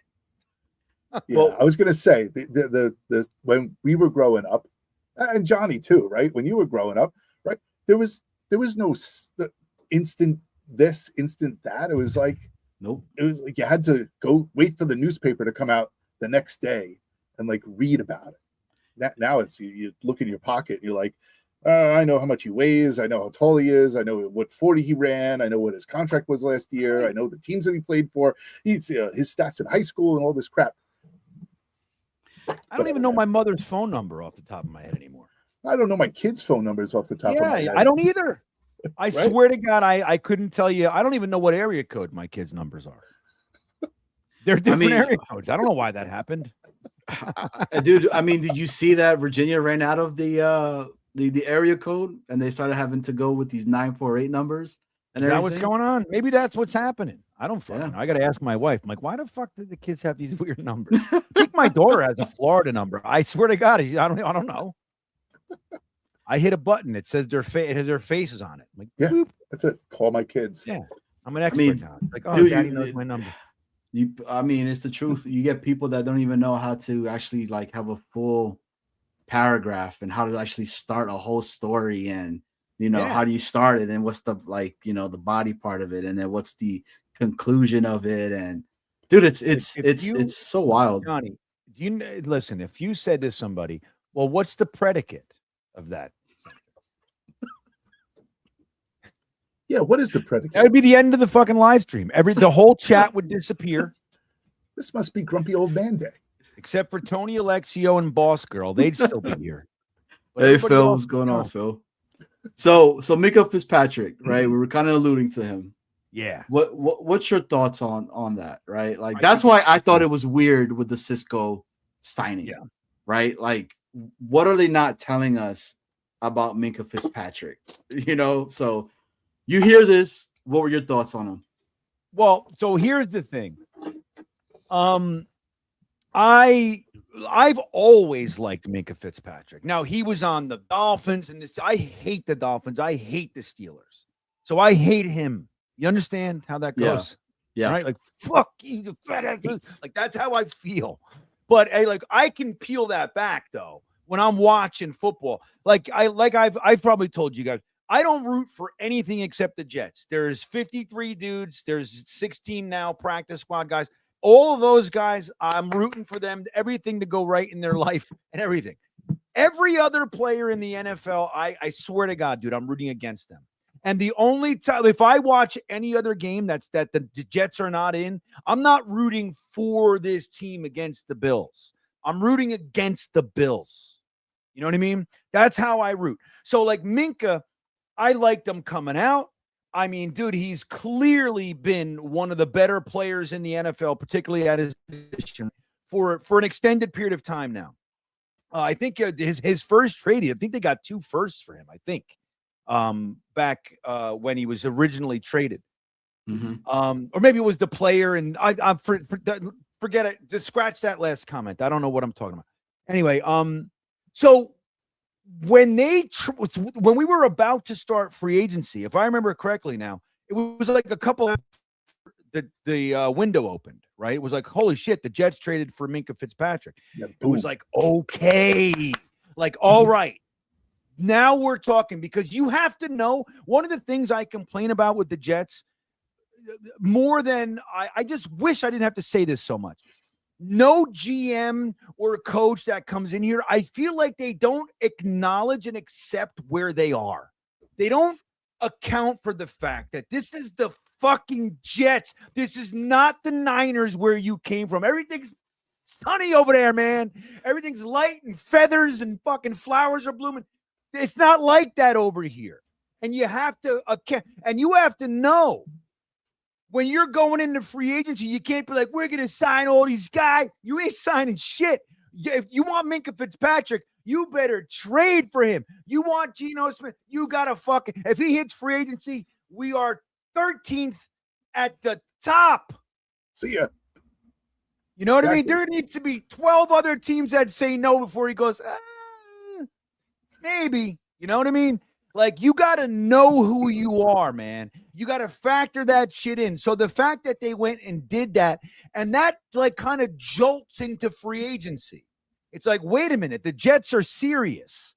We still do. We franchised Breece Hall. We do have Garrett Wilson. We drafted Membu and Mason Taylor last year. We have 2 bookend tackles and Tippmann and all this stuff. And it's like, okay, maybe they're serious. They went out and traded for Minka Fitzpatrick. They traded Sauce Gardner. They got fucking 5 firsts and 3 seconds in the next 2 years. They traded Jermaine Johnson and got a run stuffing tack. Like, you know what I mean? Like, these are serious moves. Now, I don't know if they'll work, but this is saying something. So Minka Fitzpatrick, to me, it's like, yeah, he's definitely not what he was 5 years ago, but I'm telling you, I have no questions in my mind that he's coming in as the best safety we've had here in a number of years, man. Like, he's coming in as the best safety we've had, but on top of that, he's coming in with Demario Davis. These guys are winners, man. Like, these guys know how to play football. They know how to keep themselves at a at a high level. And they're not going to allow the quit bullshit that went on the entirety of Salah's regime, and Gase for that matter. So for the past 6 years, guys, it's been quit. Aaron Glenn said it. Like as soon as we throw an interception, it's like I gotta fucking pick these guys up off the floor. It's crazy around here. And what did he do? He said, "Well, my leaders are not helping. They gotta go. I'd rather get 2 firsts for the than a guy who just does his job." You know what I mean? Like if you're gonna be a leader, you're gonna be the highest paid at your position in the NFL. That comes with more than just covering somebody. I'm sorry. 100%. I like the Fitzpatrick signing of itself. Well, the trade, right? It was a trade, I think, if I'm not mistaken, that we had a trade for him. Yeah. 3 years over here with us as well. I think he's a Jersey kid, if I'm not mistaken. I remember when he was coming out of Alabama and he was talking about what it would mean if he would get drafted by the Giants or the Jets, because he talks about how he remembers playing at MetLife when, he was trying to win state, when he was going through these different camps and being able to come back. It's like full circle for him. But then Kingsley gets here, right? It's a 1 year, $10 million deal with us. He's an edge. Dude, Green Bay was crying when they let this kid go. All right, a lot of the Packer fans were just speaking so much about Kingsley and what he meant. Let me ask you this. With the potential of the youth that we're going to add at that position itself, do you think he's a rotational player or who's this? I'm sorry. Kingsley Enagbari. Yeah. So, all right. You guys know he's one of my fucking faves. Do you know that guy? I do. I love Kingsley and look, I know I say his name wrong, but how do you say anybody's name anymore? Does it even matter? Dude, I butcher it every single time. Snowball laughs about it because we were talking about it before the show. We were trying to pronounce the word Snell. Yeah, Snell. Yeah, Snell was giving us trouble, dude. I was like, Snell. So if you guys know, so it's funny when I remember for whatever reason, I remember this day. So I took a 2-year road trip in my RV and I was live streaming at the time. I was like building this channel. I had no idea that it was going to be, I was just having fun. Right. Can I share a little bit of, I want to share something with you about that. Yeah. Right. Yeah. So when I discovered you and you were in this RV traveling around the United States, talking about the Jets and roller coasters, I was like, who the fuck is this guy? Like, who is this guy? It's like a Jet fan in a van, like in a motorhome and stuff. And I was like, you made me mad when I first watched you. I was like, who does this guy think he is? Like, he's like traveling. He's from here, he's there, he's living all over the place, and he's going to roller coasters. He's talking about the Jets. I'm like, just talk about the Jets, whatever. And then I got to watching you, and I listened to you, and I knew your knowledge, and you spread the love, and I was like, all right, I'll give this guy a chance. Right. He's an okay guy. He's an all right guy. And then further on and later on and all this stuff, and then the O'Leary and with the Ryan thing and with the Gangrene David and all that stuff, and I was like, all right, he's in. He's a part of the group. He's a part of the family. I won you over. That's what that's called. You won me over. It was a romance. I worked hard on this relationship. You did. I was committed. I tell you how GreenBean, can I tell you how I was hooked? You were doing a show, you were in your car, right? And you were at a concert. And some dude hit your car, right? And bro, you went from 0 to 100 this fast. And on we're live. You're live, okay? You're going off on this guy. Like, you're going off. And you're like, look, I'm live right now. And you're showing it to him. Yeah. You're about to get messed up in front of fuck you up, man. in front of a whole bunch of people. And I was like, this fucking guy's amazing. I was hooked since then. So that's funny, man. Yeah, dude, that was when. So my son, who's now like a singer in a band, and he plays in Richmond and New York and fucking all over the place. And he's going to college. Like, this is it. This is the end. He's committed to a school in Richmond. I was taking him to show, but we couldn't. He was too young to just like go. I had to like go and hang out. You know what I mean? So I would like just hang in the parking lot. Can you fucking believe that guy? I was like sitting there just chatting on my computer. He probably thought I was some like nerd, like working on some accountant, you know? I'm just sitting down here. My children are in the game. I was like, get the fuck out. Dude, because that's funny. I work real hard, Johnny, on not being that guy. But when somebody punches my fucking window, I can't be responsible. I can't be. I just snapped out. So it was like, what, 10 seconds of like what I like to call the old me came out. That was it. I'm like, and I was thinking, I got Mason here. I got 3 other weapons. I got a fucking blackjack. I got a fucking knife. Like, I'm good. He can bring 8 fucking people, and I'm anything over 8, I'm in trouble. Up to 8, I got it. Like, that's what I was thinking. I'm in a parking lot under a fucking bridge in the dark corner of Richmond. You know what I mean? It's like, it's like drip. It looks like fucking Gotham. You know? Can you imagine the closed circuit television like footage of GreenBean jumping out of the car and like acing 8 guys? Like, whoosh. Well, GreenBean, talk to us about Kingsley. What do you like so much about him? What's he gonna bring to the New York Jets? Well, so look, the truth is I don't see him as an every down starter or anything like that. Like so the way I like to describe him in today's language is he's what we hoped Michael Clemens was going to be. Now, when he was coming out, like, so this is what I was going to say. When I did that mock draft of like my draft, like who I was hoping that the Jets would grab and everything, I was sitting outside my RV kind of poring over, the stats and all the fucking sheets and everything I had and all this kind of shit. And I was like, dude, this guy, Kings, and nobody was really talking about him. I'm not going to say I was alone in it, but I was one of very few that were like, this guy, and again, he's not like, this is the guy who's going to come in and change your franchise. The way I like to look at it is you need these types of guys on your team. And I think he's bringing that. He's very physical. He's got a great motor. What did he get? 10 million. So I mean, it's maybe a little more than I thought maybe he would get, but not egregious, I guess, these days, right? So he's like, how like Michael Clemens, not only did he not get sacks, and not only was he a penalty machine, but that didn't even bother me. What bothered me about Michael Clemens was how often he was sucked inside. Yes. Like, I just can't even believe it. Like, they would put him in the wide 9, and he would just get up and fucking run horizontally along the line just to get caught by the center. Like, I'm like, what is this guy doing? So, this guy, he's a real edge. You know what I mean?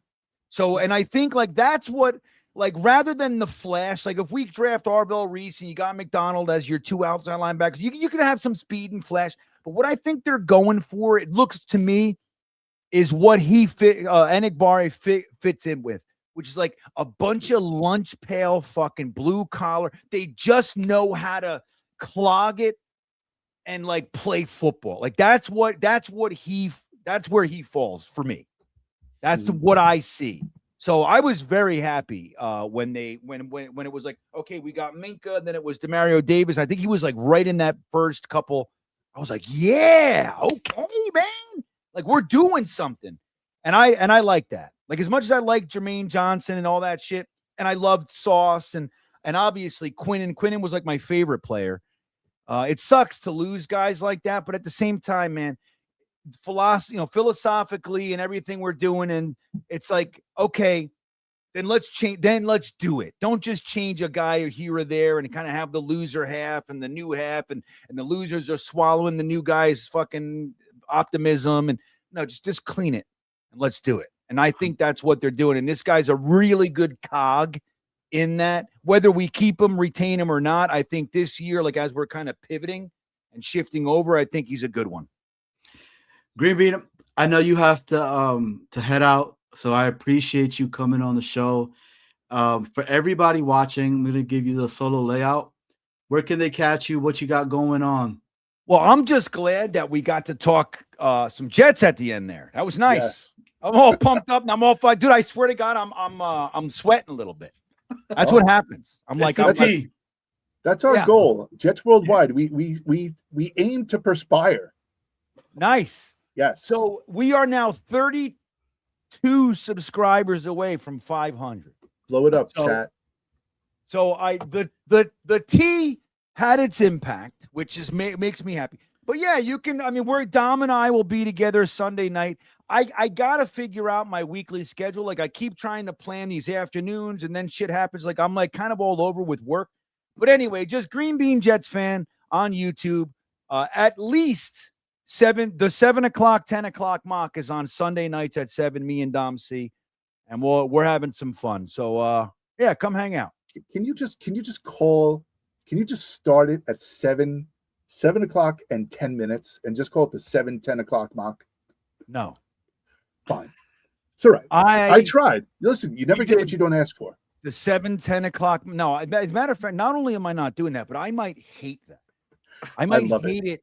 But It might anger me. I don't know. It's how all I'm right. feeling. I love it though, and it's okay. 7, You 10? can hate it. I'm gonna love it forever. You're gonna love it no matter what. No matter what. That's beautiful, and that's a beautiful thing. Yes. But I liked it. Look. It was the 10 o'clock mock for like 5-6 years, and that rocked.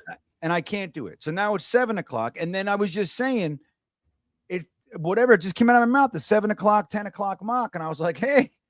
All right, that feels nice. It felt good to me, so I like it. I'm going to stick with it. And I love that. I love it for you. Thank you. And I love 10 o'clock mock for you. Thank you. Thank you. Hey, GreenBean, it was awesome always having you. We look forward to having you back on again, man. This was great. Hey, I need to hit you up because the UVA college season's coming up, and we actually have I'll talk to you off air about it and stuff. So might be able to invite you onto the into the box up there. So nice, dude. Now we're talking. Dude, March Madness, yo. Let's do it. They shellacked yesterday. They definitely did, man. So yeah, man. Let's get in there. But we'll talk, so once I'm in the area, and we'll go from there. GreenBean, cool, man. Thank you. Yeah, dude. Thank you. That hour went really fast. So I apologize, talking too much about tea and shit like that. But we have hours in the future that we can. There's a whole off season, so yeah, maybe sometime you can come back on. And the folks are leaving already. They know that you're leaving, so their numbers are going. Yeah. Hopefully they subscribed before they left. They did subscribe. We did get quite a number of subscribers, and thank your daughter for subscribing, and your aunt and your next door neighbor and everybody else who's involved. Right. Totally. All right. All right, guys. Have a good night. Sir. See you, chat. Man. We'll talk soon. Have a great night. And then, just like that, Tigo hopped right on in. We tag him in. Heads up! I'm sitting here on the other screen. Who jumped into GreenBean's grave right away? Boom, bam! Here at Jets Worldwide, we aim to please and perspire. Tigo, what's going on, brother? How you holding up, man? It's good to have you on. I know you've been extremely, extremely busy, which is man. So thank you for coming on with us. That's why I literally was surprised. I was literally working on the other monitor, and then it was like, I'm on screen now. Let me stop working. Surprise. So you see all of this going on right now. We just talked about Kingsley, and then because we're talking about Edge, you get another one. Joe O, 3 years, Osai, 36 mil, 22.5 million guaranteed. Your thoughts? Like what are you thinking of this move? Do you like it? Do you see it's going to be an impact with us? I mean, the duel of pairing him and Kingsley, does this duel finally fix the Jets' abysmal sack numbers from last year? Or, I mean, we're still going to get draft help. Your thoughts? I think that, I've been saying this a lot about this offseason. None of these signings and none of these players that we've gone and got are like, oh my God, look at that signing. You could maybe argue Minkah Fitzpatrick, right? But I think the really good thing about all of these signings is that Joseph Osai, Kingsley Enagbare, Minkah Fitzpatrick, everybody that we went out and got is like, oh, that's a good football player. Mm-hmm. He's not the best, but you want that guy on your team. You know what I mean? You wouldn't love it if he's your starter, but him and a couple of other pieces, you put those guys together, you've got something there. And I think that's the way that like I look at it with like Joseph Osai and Kingsley Enagbare is like, okay, we got rid of Clemens and replaced Clemens with Osai and Enagbare, both players that right now are better than Clemens.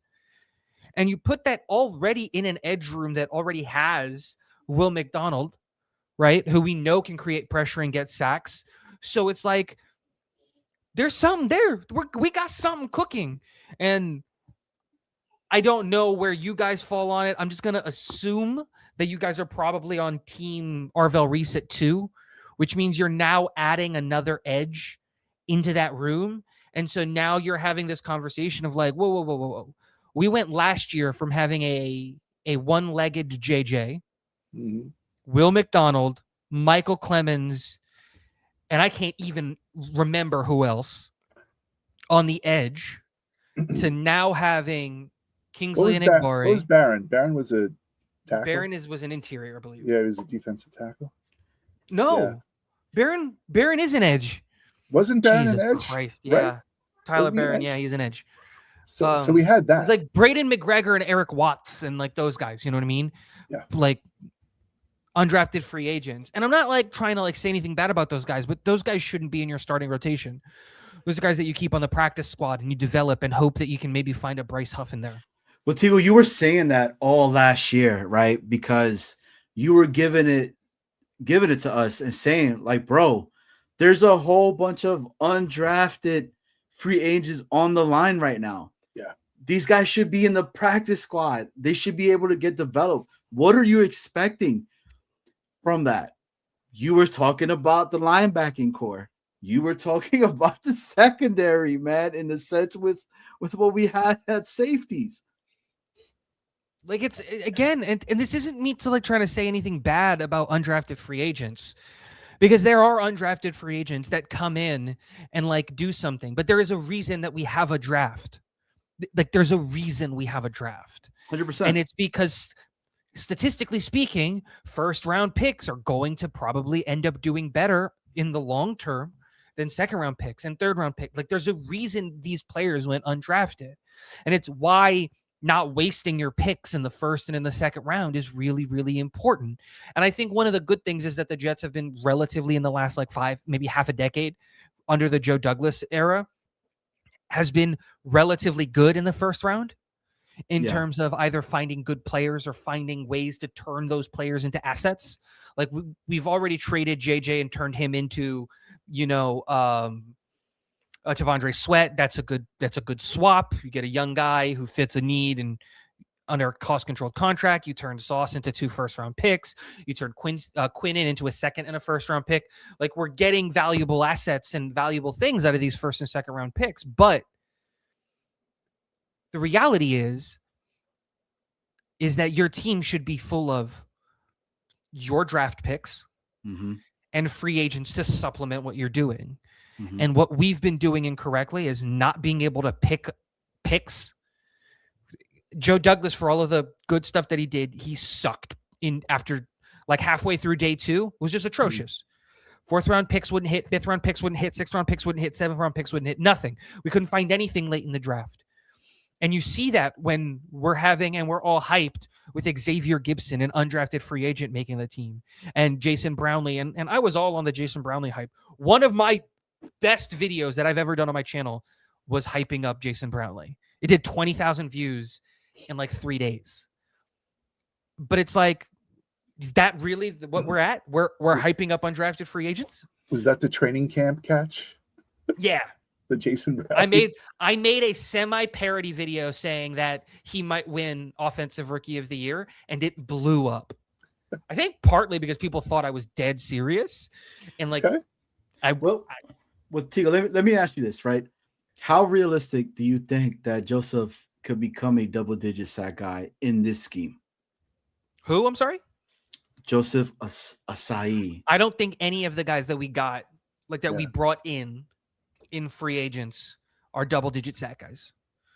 I think, honestly, best case scenario is if all of them can just get a handful of sacks. Because that's what we're doing.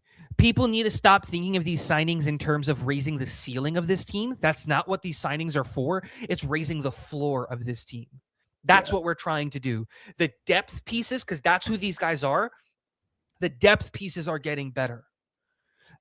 What we need to hope and what we need to believe is that Will McDonald is going to have a double-digit sack season, because that's what Will McDonald does. Yeah, I saw Because these if signings. Kingsley and Igbari can get 4 or 5, that's huge.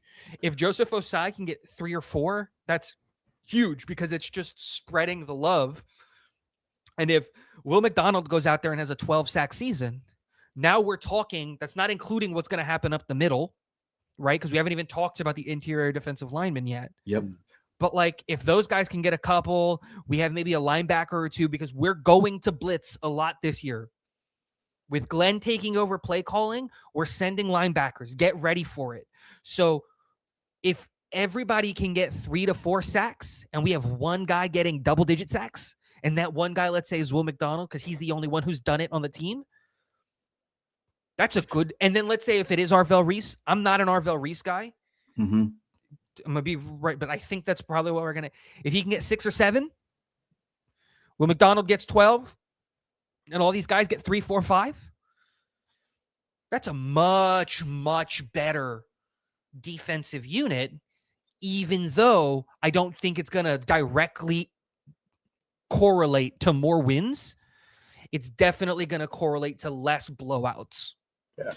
So these additions, right, and changing the rotation with all of the young remaining players that we have, you're saying it should help them out, right?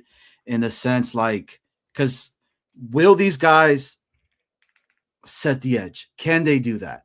Will they be able to help out when you get a running back that is going on the outside? Because anytime we saw that, I was like, shit, Michael Clemens is not going to be able to do anything and get this guy down at all, right? So it's better that we have these guys now compared to what was here before. Like, goodbye, Michael Clemens. Glad you're gone, you know. And dude, you're getting a lot of love right now from the chat. You know, I mean, you got Bosker here saying dead on, Tigo. 8 of the 28 players drafted by Douglas after pick 45 were on a roster to start last season. He missed on left tackle, quarterback, wide receiver 2s in the first rounds, committed to GM malpractice. You got wild. That's exactly, Tigo. Free agency is raising their floor and the draft is raising their ceiling. Your stars are coming out of the draft. It's the truth, man. So, dude, I'm all over the place, bro, because like you kind of said it. You were like Reese, right? But dude, I fight every day, bro, between Reese, dude, I love Sonny Styles, bro. Oh, that's Like, my guy. Dude, I love Sonny Styles. I'm bro. a Sonny Styles till the end. I'm not an Caleb Arvell Reese Downs. guy at all. Caleb Downs. I go back Too. with Caleb I Downs. love Caleb Downs so much. But Bro, the way he shoots that gap. he's honestly the best safety prospect since. Dude, I genuinely can't think of a safe, again, that I've seen. I've only been doing this for maybe 8 or 9 years. I don't think I've ever seen a safety prospect as good as Caleb Downs. Like, genuinely. 100%. I don't like using the generational tag. I rarely ever use it. I've used the generational tag, like truly used the generational tag twice. And it was Brock Bowers and Tyler Linderbaum. Those were the 2 guys that I said were generational talents. That's pretty accurate. That's it. That being said, this guy is so close because it's just like, dude, I literally cannot think of a safety that I've watched out of college in the last 9 to 10 years that's as good as Caleb Downs is, which is insane to think about because we've had some really damn good safeties come out. Kyle Hamilton is a good one. New York Jets super fan one. Like, yes, I think he's better than Kyle Hamilton coming out. Dude, I don't know if he'll be better in the NFL than Kyle Hamilton is, like whatever, but I'm just talking about like straight up just his college tape. it's some of the best I've ever seen. He Bro. knows where to be on the field, and he's there. It's not just Every about knowing, time, he's there. every time, wherever the ball's at, he's there. Yeah. You watch the tape, he's there. It was wild, man. And I'm like, dude, and some of the times when he was Marvin Harrison Jr., Wild Chew is right. There's 3. Thank you. I forgot about MHJ. I said those 3 were generational. Marvin Harrison Jr., Tyler Linderbaum, and Brock Bowers. You are absolutely correct, Wild Chew. I forgot about that completely. And Tigo, I'm not gonna front. I thought you were about to break some news that the Jets just did, and we ended up trading for Marvin Harrison, bro. I was like, oh shit, hell yeah, I've been wanting this. But anyways, then we got him, David Onyemata, the guy that hugged AG and said, bro, the meeting you and I had changed my life. What's your thoughts on him? He's a plus run defender. That's what he is. Again, like there's nothing really here to say like, oh my God, what a signing. What we're seeing is an overcorrection from the defensive side of the ball. Mm-hmm. That's what we're seeing. All of the players we signed, what are they? What do they all have in common? They are plus run defenders, probably below average to average pass guys. And that's everybody we've signed. They are all really good in the run, from Tavondre Sweat to David Onyemata to Joseph Osai to Kingsley Enagbare. They're all plus run defenders. And that keeps going if you include Demario Davis, right? Do you think they're going to have Fitzpatrick play down? Yeah. Yeah. I don't like it. I put it in the chat before. Like, this is why I still don't believe in the staff, is because of there are certain things that they're still doing where I look at it and I go, okay, like you just don't know what you're doing. Yeah. Because like, why did we sign 3 safeties? Can someone make sense of that? Well, that's what I was talking about. That's why what I was did we talking about trade earlier. for Minka? Right? Why did we trade for Minka, then go out and sign Dane Belton, and then bring back Andre Cisco in a draft class that is one of the best safety draft classes we've seen. Yeah. I mean, I still I think think they're going to sign a safety, and I think maybe, he's a depth piece and all that. But dude, I wasn't on the same boat. Say depth. I was on the same boat. Well, it's what thing? 1.25, right? That's guaranteed, and then the rest is like in incentives. What is it? I'm pretty sure it's 1.25 million. That's guaranteed, and then the rest is in incentives.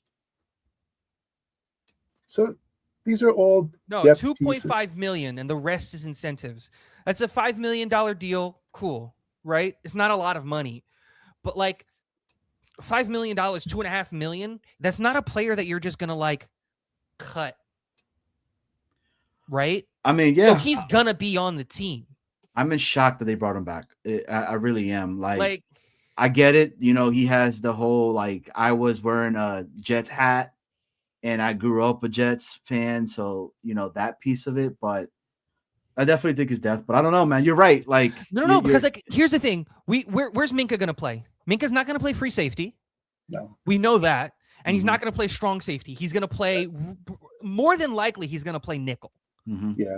That's where he's going to play. They're going to try to play him like Brian Branch. But I think they're trying to, give him less options. Like, when you're playing that close, right? Like, that's it. You don't have to scan the whole field. Like, but that's his best skill set.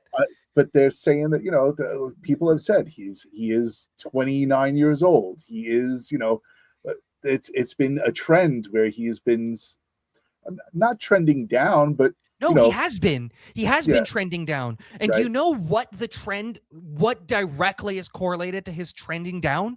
Is the moment he left, he was in Pittsburgh, he was one of the best ball hawking free safeties in the league for like 5 years. For like 5 years, he was one of the best ball hawking free safeties in the league. Mm-hmm.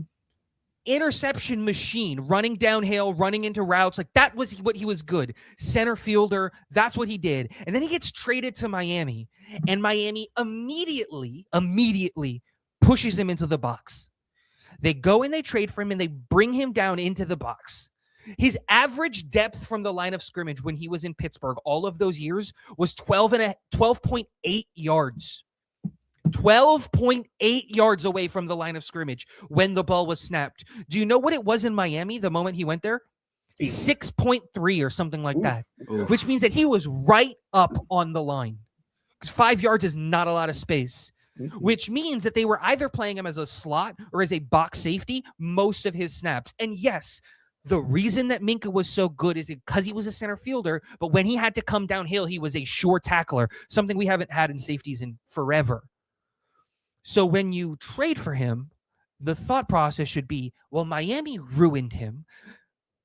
What was Pittsburgh doing correct? Let's do that.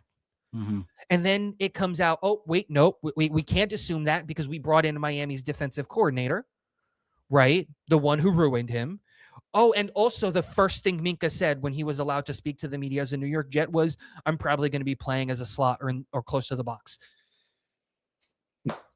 What are we doing here? And then he smiled. What are we doing here? And that, I think, is the thing. This is where I go, we're raising the floor, but not the ceiling. We still might not win more than 3 games. But what's going to happen is we're definitely not going to lose by 40 all of those games. So this brings me up to our next guy in Demario Davis, and he was kind of talking about it. So I was very like this with him, right? Because I'm like, the dude's 37 years old. You know, the year before, you were getting rid of all the old heads. You were like, we're going to build through the draft.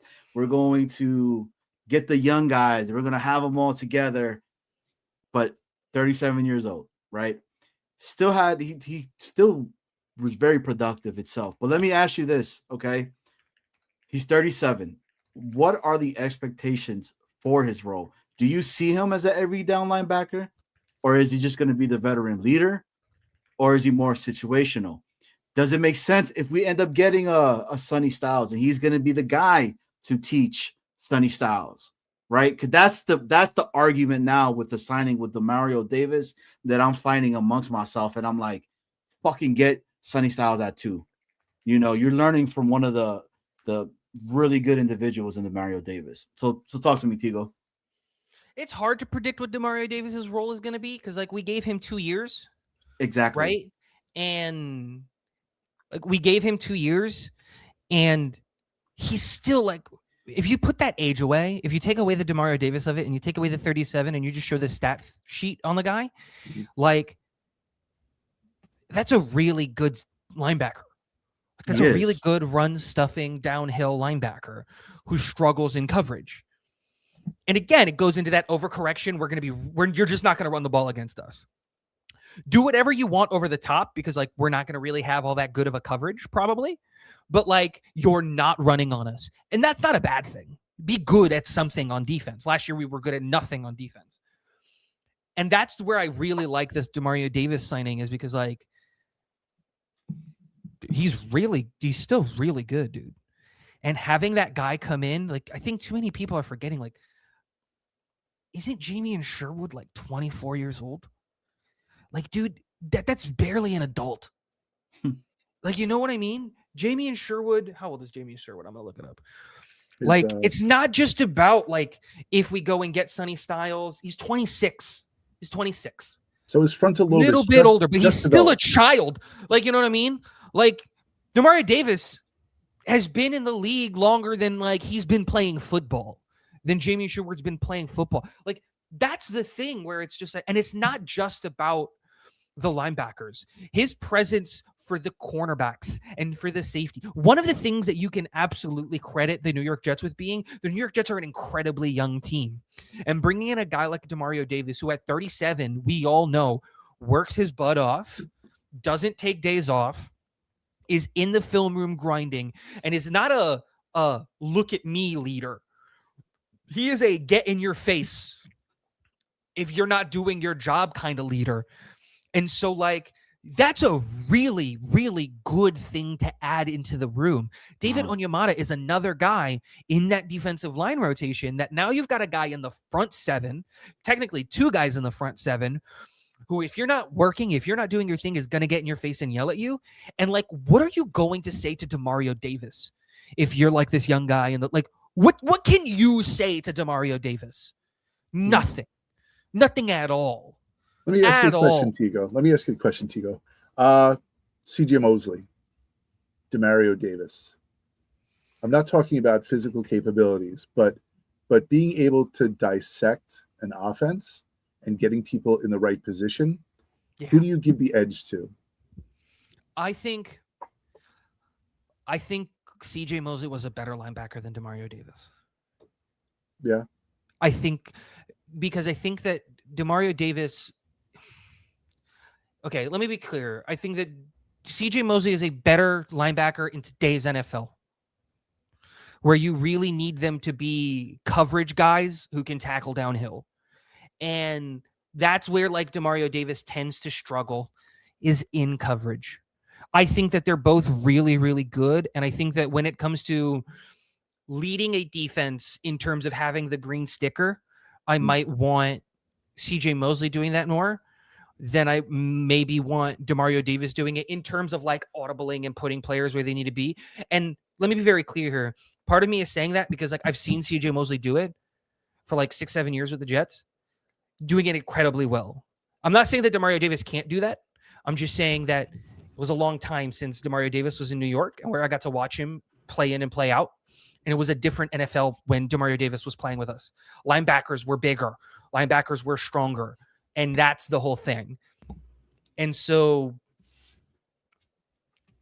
like, I think that they're, like, really close. And I think that's the whole thing. I think that I like both of the guys, but I'd probably, right now, I'd give the edge to CJ Mosley just because, again, like, I've seen CJ Mosley do it with the Jets in some of the better defenses that we've had and have him be, like, a really, like, you know, clutch and quarterbacking stuff. And dude, it's been 10 years since he's been on the Jets. Yeah. So the follow-up question to that is, last year, Jabian Sherwood, right, was in that position.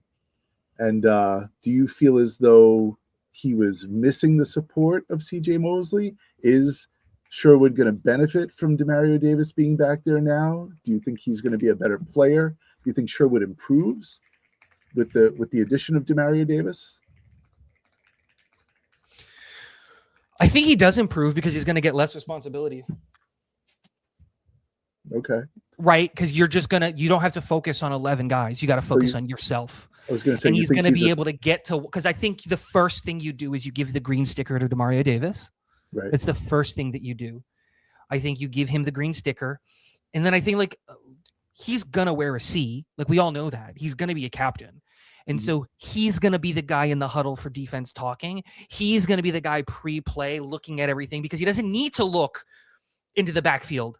He knows that already. We know he's going to watch the tape. We know he's going to study. Like that was the benefit of CJ Mosley. We knew that CJ Mosley was going to study. We knew that CJ Mosley was going to know things.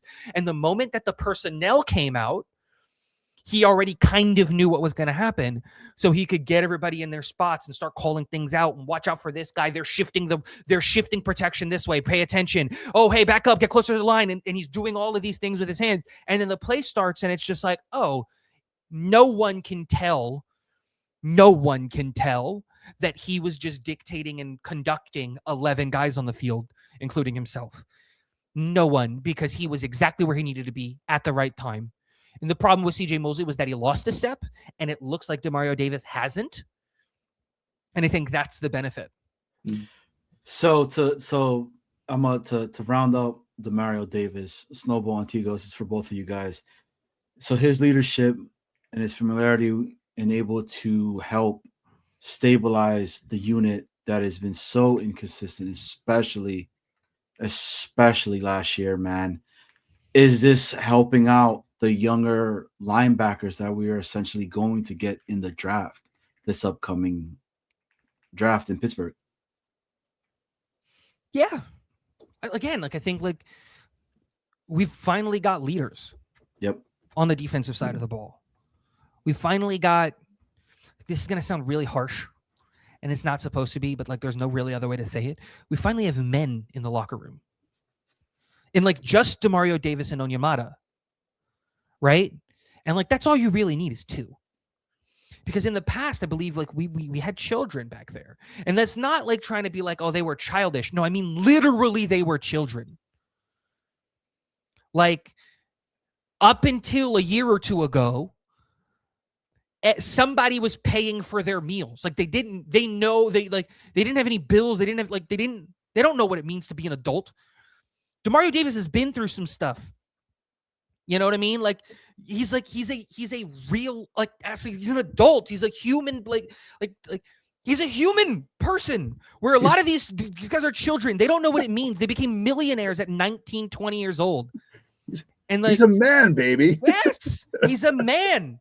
And like these other guys are just children who happen to be 6'4", 265 pounds. Like Clemens is a perfect example of that. He's a child who just so happens that he can break you with his fists, but he's still a child. That's concerning. One of the biggest arguments about the Jets defense last year, and actually the team in general, was that they didn't have veteran leadership. And now with the moves that they've done in free agency, it looks as though they've brought in some people who actually know what they've been through it a little bit. And they have some experience. So, yeah, and as Luby says, let Breach cry to DeMario. Let's see how that goes. So then we get, just kind of you were hitting a little bit earlier, right? We get Dane Belton that comes on over to us. He's another safety. Now, what's your thoughts to this guy? I think it's a special teams move, right? That's really it. What do you think of this? What's your take? Yeah. Like, again, I think a lot of these safeties a lot of the players that we signed are like high upside guys. Dane Belton is one of them. The guy out of Chicago. I don't know if we talked about him yet. I can't remember his name. Not yet. But like, we are. Those guys are all like, it's like Cisco, bringing back Cisco on his deal. It's just like, or giving the Brandon Stevens his contract that we did last year. It's just like, dude, there's something there. Yeah. There's something there. Maybe we can find it. I think Belton had 4 interceptions last year, didn't he? Yes. I don't know what his stats, right? So I think he was around, right? I think he was. No, I think that was the Chicago kid. The Chicago kid had 4. Oh, okay. I'm confusing them. But these are players that we're bringing in at safety who actually know that they can, you're allowed to catch the ball from the opposite. He had 1 interception last year. Oh, he has 1. Okay. I think it's the Chicago kid that I was thinking about. Yeah. But you're allowed to catch the ball thrown by the other quarterback. So let me ask you this then, right? Dane, it's going to be mainly for special teams. I think it's a smart, low-cost ad. Or, Tigo, do you think it's because they need more from the safety group beyond Fitzpatrick? And that's why we picked them up. What was that? I'm sorry? All right. So do you think that this signing is needing more from the actual safety group beyond Fitzpatrick? Like the Cisco signing. Now this kid on here. Yes. Like, is there something that they're not saying to us, right? The coaching staff, because Malachi Moore, Fitzpatrick, right? Is there something wrong? Because you said he's going down, right? Is this to cover their asses essentially? Or is it because of all the injuries that we had last year and these are good upside guys that we picked up? That's the whole thing. We need depth. The whole point of a lot of these signings is Muji saying, I'm just going to give a bunch of guys 1-year deals because I know that this is not a year that we're going to win football games. This is not a year that we're going to make the playoffs. So, like, let's find guys that maybe we can extend. Let's find guys who maybe can play some football, who I was saying this last year when we like drafted Muaga, the linebacker, Francisco Muaga, which is like, dude, Muaga actually might play. Well, this is what I was saying, right? He actually might play. And Francisco Muaga is not a kind of guy or a player that you actually want to play. But the point is that if we're not going to be a good football team, giving a guy like Francisco Muaga reps is a good thing because you want to replace him, but he'll still be on the team. And having a guy who has starting reps, it's what we did with Bryce Hall. Bryce Hall started for a couple of years for us, and he was really good.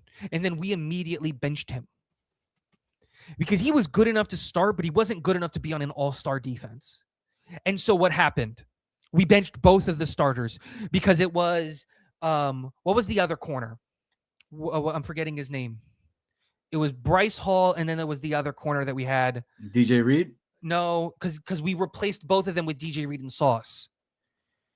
Do you remember who was it? I'm drawing a blank now at this point. Pollard. Pollard? No. Chat, who is it? Chat knows. Chat knows exactly who I'll be talking about. Either point, chat will tell me in a second. But like the whole point was both of those guys got starting reps, and neither one of them should have been like super starters. Eccles, yes. Eccles. And it was one of those things where it was like... Was it another one, though? Because it was in the Eagles game. And then we were like, holy shit, how did we win? Because we had Eccles and Hall and that's okay. All of those things, right? And it wasn't even how did we win, but it was just like we had guys who got starting reps in games that they probably shouldn't have been getting starting reps because they probably weren't good enough to be NFL starters, but we had no other option. And then we upgraded on those guys, turned them into what they should have been, the next man up. And now we have one of the best cornerback rooms in the NFL because we signed DJ Reed, we drafted Sauce Gardner, and we drafted Michael Carter II a few years ago. So we had the best 3 corners in the league at that time, and we had next man up Bryce Hall and Brandon Eccles, who were both exceptionally good for backups. They were exceptionally good for backups, and so it was like, yeah. Well, shout out to Jet 71 that's coming in, and Nashawn Wright is the open quotes, the Chicago kid, end quotes, laugh out loud. Big shout out to Jets 71. Thank you for coming on. Everybody that's watching, just Jets Worldwide, please make sure you guys hit the like, hit the sub button. We're here talking about all the free agent moves that we've made so far in free agency since it started. Drum roll. How many are we away? We are 31 subscribers away, Johnny. 31, my friend. 31. We got this. But let's talk about this guy right here.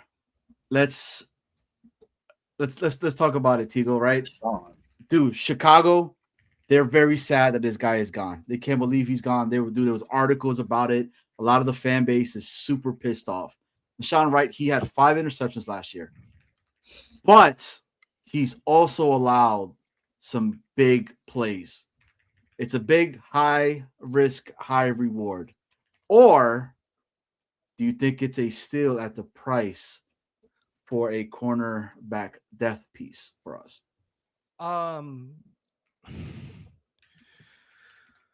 Who knows? Yo, bro, I'm on the same boat, dog. Because here's the thing. He has 1 year of really, really starting, and it's his last year in Chicago, right? And he's been in the league for 5 years. Yeah. He's been in the league for 5 years, and he hasn't really established himself as a player in those first 4 years. And then he gets to Chicago, and he starts 16 of 17 games. And he has, I think it's like 5 interceptions. Yeah, 5 interceptions. And one of them's a pick 6, by the way. So, like, he has more pick 6s than the entire team had picks last year. But it's not just that. Like, he has 3 fumble recoveries. Like, he knows where to be in and around the ball. But it's hard to sit here and be like, oh, we got to steal. Dude, it's 1 year of production. I'm hoping that something clicked. You know what I mean? I'm hoping that's what it is. That this guy always had the athleticism, because I'm not going to sit here and pretend I know who Nashawn Wright is. That I watched him in Dallas or in Minnesota. I didn't. And if we're being honest, I didn't really watch him in Chicago either.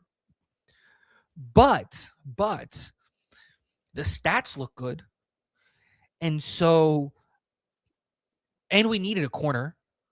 So you look at it and you go, this is a good player that comes in and immediately pushes the other 2 guys.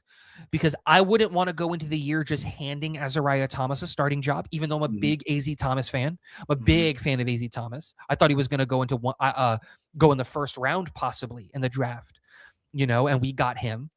So, like, I think that that's a that's a really good pick, because now you go into the season and say Stevens, Wright, and Thomas, 2 of you are going to start. Yeah. Which 2 is completely up to y'all. Go. So Tio, that was gonna be my next question. It was gonna be that. And you pretty much said it. You're not just handing the position to the player right now. None of them. There's not a single player on this team that's guaranteed a starting, like a number 1 spot, in my opinion. There's not one. What's your thoughts, Snowball? Garrett Wilson? Nope. Because Garrett Wilson is phenomenal. I love Garrett Wilson. But they're like, if we traded for AJ Brown, are you really going to put Garrett Wilson as the number 1 wide receiver? AJ Brown's a better wide receiver than Garrett Wilson. And I love Garrett Wilson. The point isn't to try to dog on any of the guys. All I'm saying is, if you want to keep your job, step up and make sure that you earn it. 100%. That's it.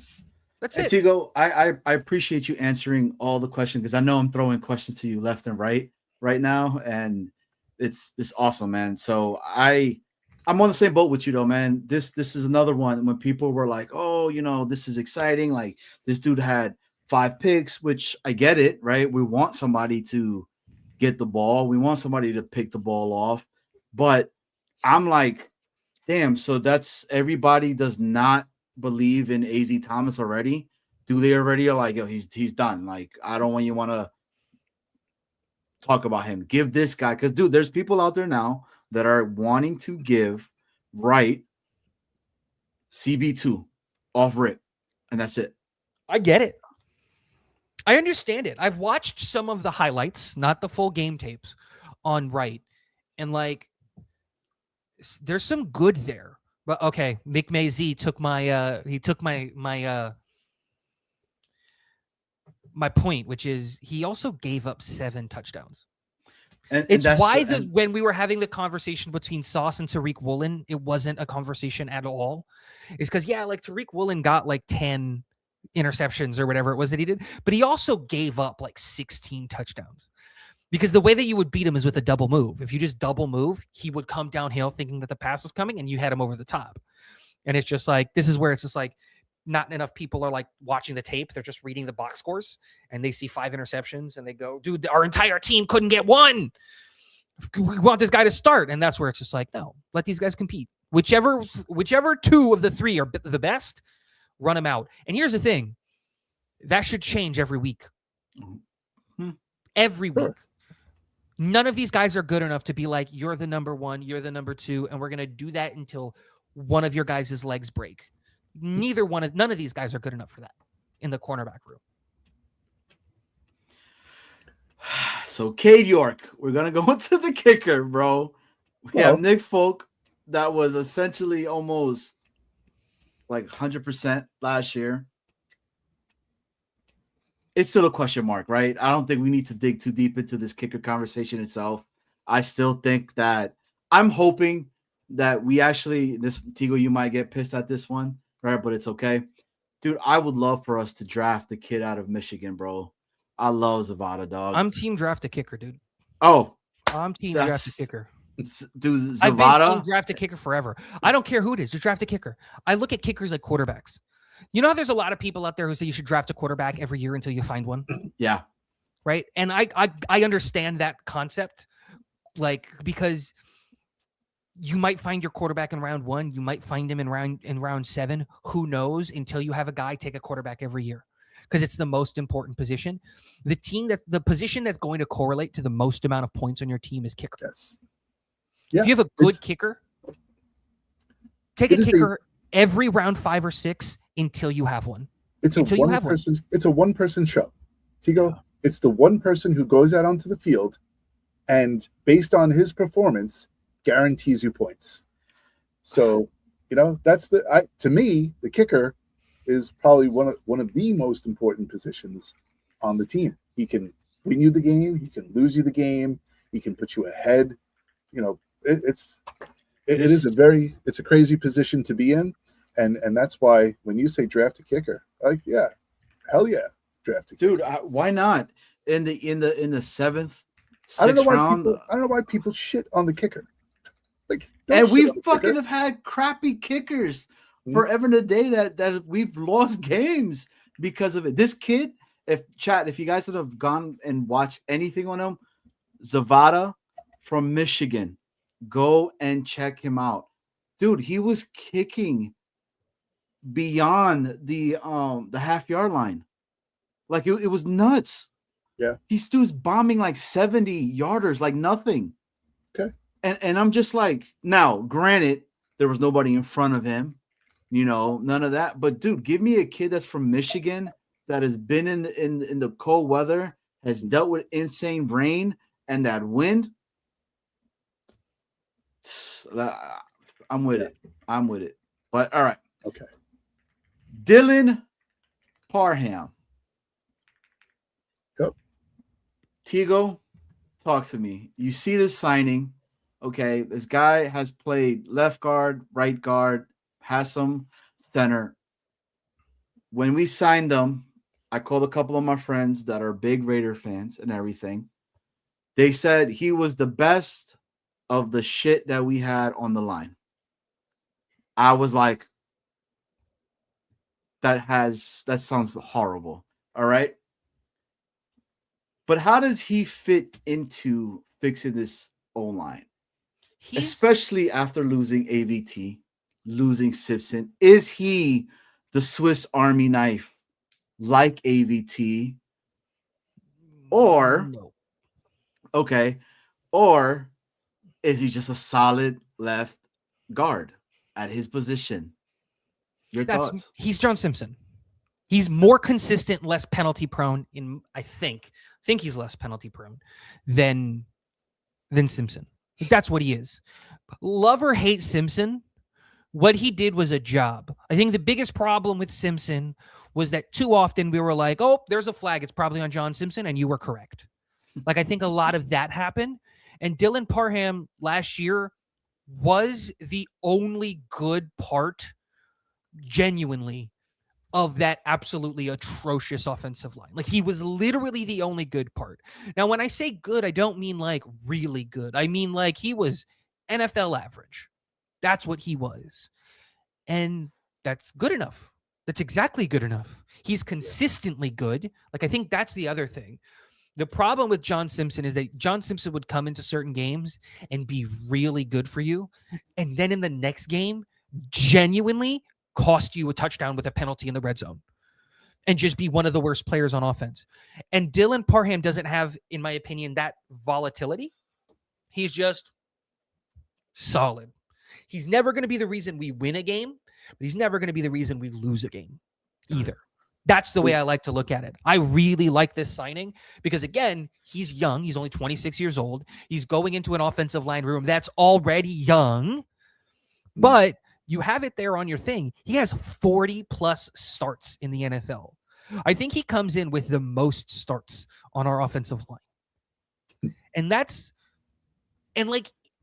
think the biggest part of it for me and why I kind of really like this signing is that he was on a team that sucked last year.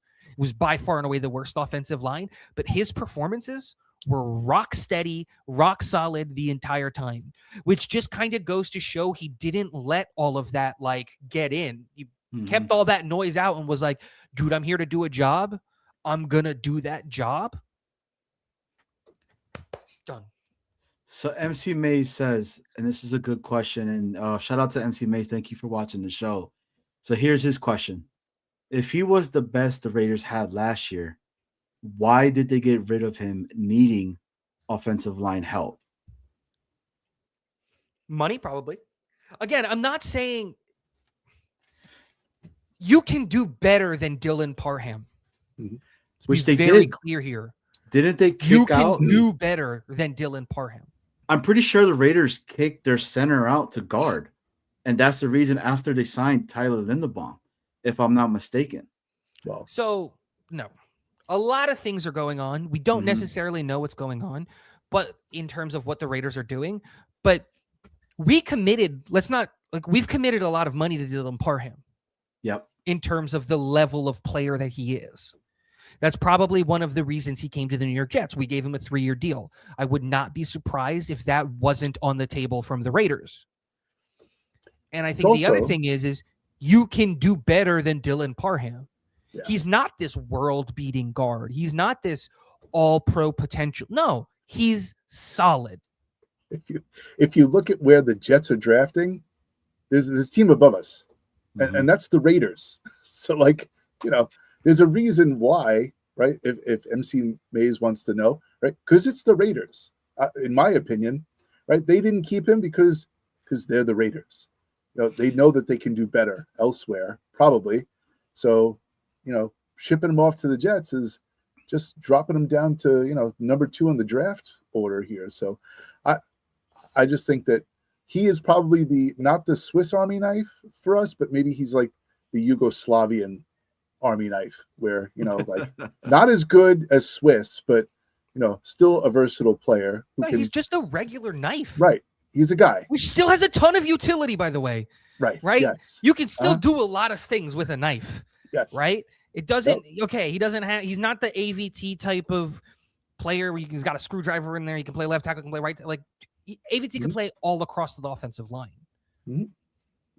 But like, he's got some versatility. Those are unicorns, and it cost him a lot. Yes. Right. He got injured every year because he was left side, right side, left side, right side, tackle, guard.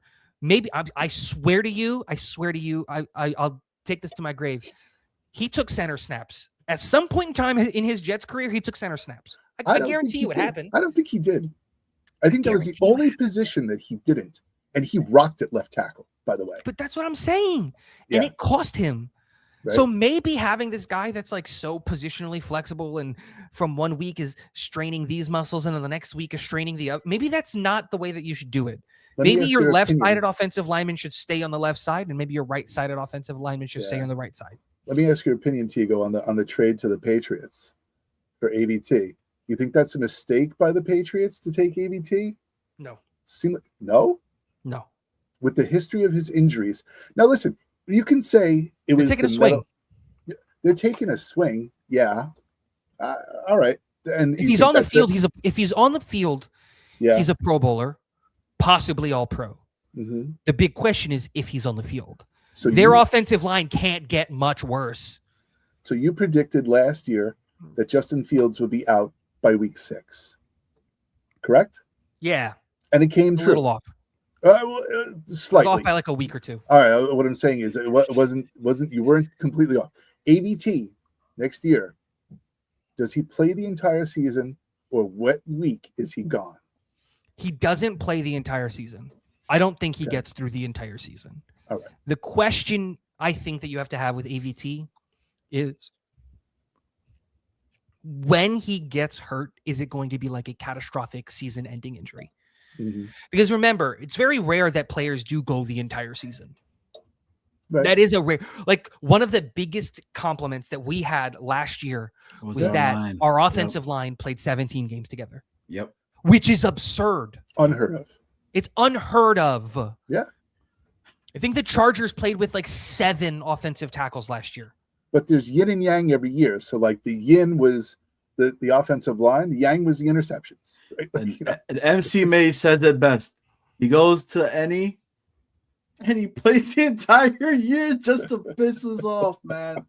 So let's transition on over to the big move right here. And before I forget, Tigo, it was Jackson Powers Johnson that moved over to guard for the Raiders. Yes, yeah, he did move. So that's what I was talking about now with the Tyler Linderbaum and everything. Anyways, and that's a good move. JPJ has struggled in the NFL. He has, yes. But you're taking away the responsibility of the center from him. He doesn't have to call protections and slides and any of that stuff. And you've put him next to a generational center in Tyler Linderbaum. You hope that he gets better. I would have made that move too. If I was the Raiders, you're absolutely right. I would have gotten rid of Dylan Parham. I would not have thrown $27 million at Tyler Linderbaum, which is absolutely insane money, but you got to do what you got to do to get him into the building. Tackle money. No, it's the highest paid interior offensive lineman, not center. Interior. It's the highest paid interior offensive lineman. It was $9 million more than Creed Humphrey. Yes. Like, that's crazy. Mm-hmm. And there are people, and I understand those people who make this argument, who would say Creed is better than Tyler Linderbaum. And I get it. You get me in the right morning, I might be a Creed Humphrey over Tyler Linderbaum guy for a couple of days because those guys are like they're right here. They're like, Did you see about Dylan and how versatile this kid is? Like what he played in high school, right before transitioning on over to the guard position and everything. Dude, I was seeing his tape and everything, and there were like his induction tape when he was talking about him. Dude, this dude played tight end. He played linebacker, and he played defensive tackle. yeah. And then he In high played school, that's what you guard. do, man. This crib, dude. I was like, hell yeah. And then he was good in Memphis. Mhm. And then here it is. But then this happens. Gino Smith. He's coming home. He's coming home. Is that Michael Vick or is that No, Gino that's a Smith? Gino Smith jersey. That is that Gino Smith jersey. That picture, I got the home version of it. There you go. I want to know your thoughts, what you think. I'm actually, out of everything that was out there, Tigo, I don't know if you were able to see our last episode that we had when we were putting all of the actual quarterbacks that were out there. It was horrible, bro. It was so bad. No, he was the best option. It was so bad. And I was like, he was easily the best option. Gino we went Smith. out, we went out and got the best option at quarterback. Like Gino Smith, like I said, he raises we're actually going to be able to pass the ball. Mm-hmm. Like you actually have to respect Gino Smith. Like, Do you think that's it? Period. Done. Do you think the Done. interceptions last year, the problems with interceptions, was a direct relation to the offensive line of the Raiders, or is it the capabilities of Gino Smith? Like, is he on the I'm 35 years old and father time is taking its toll, and I things are just pissing me off more. I'm becoming a grumpy old man, or was it the offensive line just letting this guy get smacked around like a rag doll in the backfield? That for sure did happen. Yeah.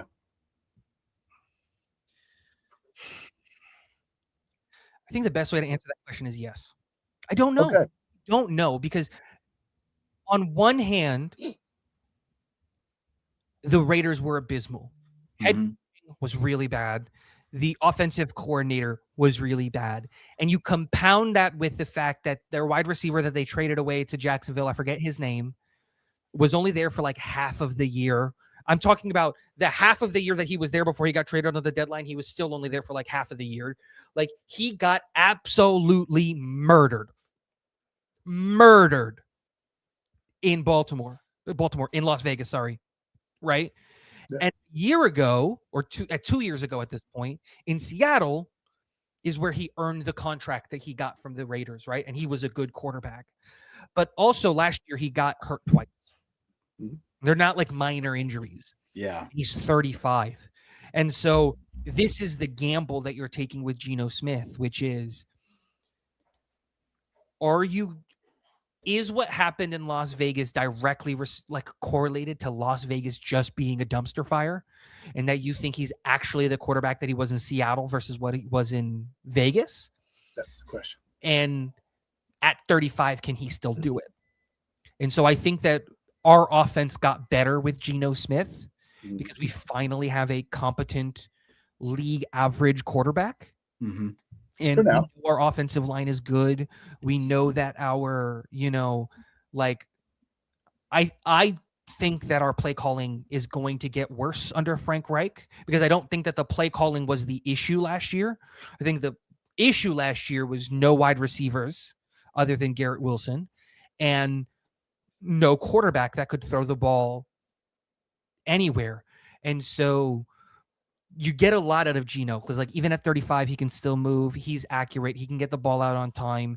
And if he has a wide receiver that he can target in Garrett Wilson, we can move the chains and we can get going. So now it's just a matter of, can we get a wide receiver 2 in the building? I'm looking at pick 16, right?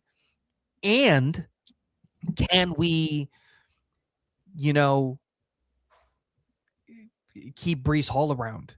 Because he's been bitching and moaning and doing all of his things. But I think that those two things are going to be the things that are going to define what our offense is going to look like. And I think there's still too many questions out there to be able to answer that. We don't know. There's a real world where all the wide receivers are gone by 16. And this is not a good wide receiver class. So then what do you do? You know? I don't know. Like, there's still a world in where you trade Breece Hall. Yeah. That's still a possibility. I'm a strong believer that will happen. I am too. Yeah. Tigo, I do have to say that when we got him, even before the whole like trade conversation was happening on the last show, that was the example that I talked about, the grit that Gino, bro, he was getting killed over there, dude. I remember that one play that this dude was like dragging his leg, and he knew that he was the best option at QB for them to come in. Bro, I'll never forget it. He comes in. It was a primetime game. He's dragging his leg, right? Dude, you know they had to hit him with like a tee shot real quick, bro. Like, yo, go in the blue tent. We're gonna put the tee shot in you real fast, right? And comes back out. He's dragging his leg, and he throws a bomb for a touchdown. And I'm just like, he's got that in the locker, man. I'm just like, oof. You know, and seeing that, to me, that shows a guy that still wants it. And on that Justina Anderson interview, bro, he's playing with a chip. He knows that it's unfinished business with the New York Jets and what he's done. And then Demario Davis, and they're talking about it, and they're like, bro, we got the second chance to come back and to make right what we had when we first got here and the conversations that we had. So he can still play. I think so, right? But I always have that New York Jets battered syndrome, okay, that I'm scared that we're going to get a Demario Davis, a Gino Smith, and it's going to be a shell of what they were coming to us.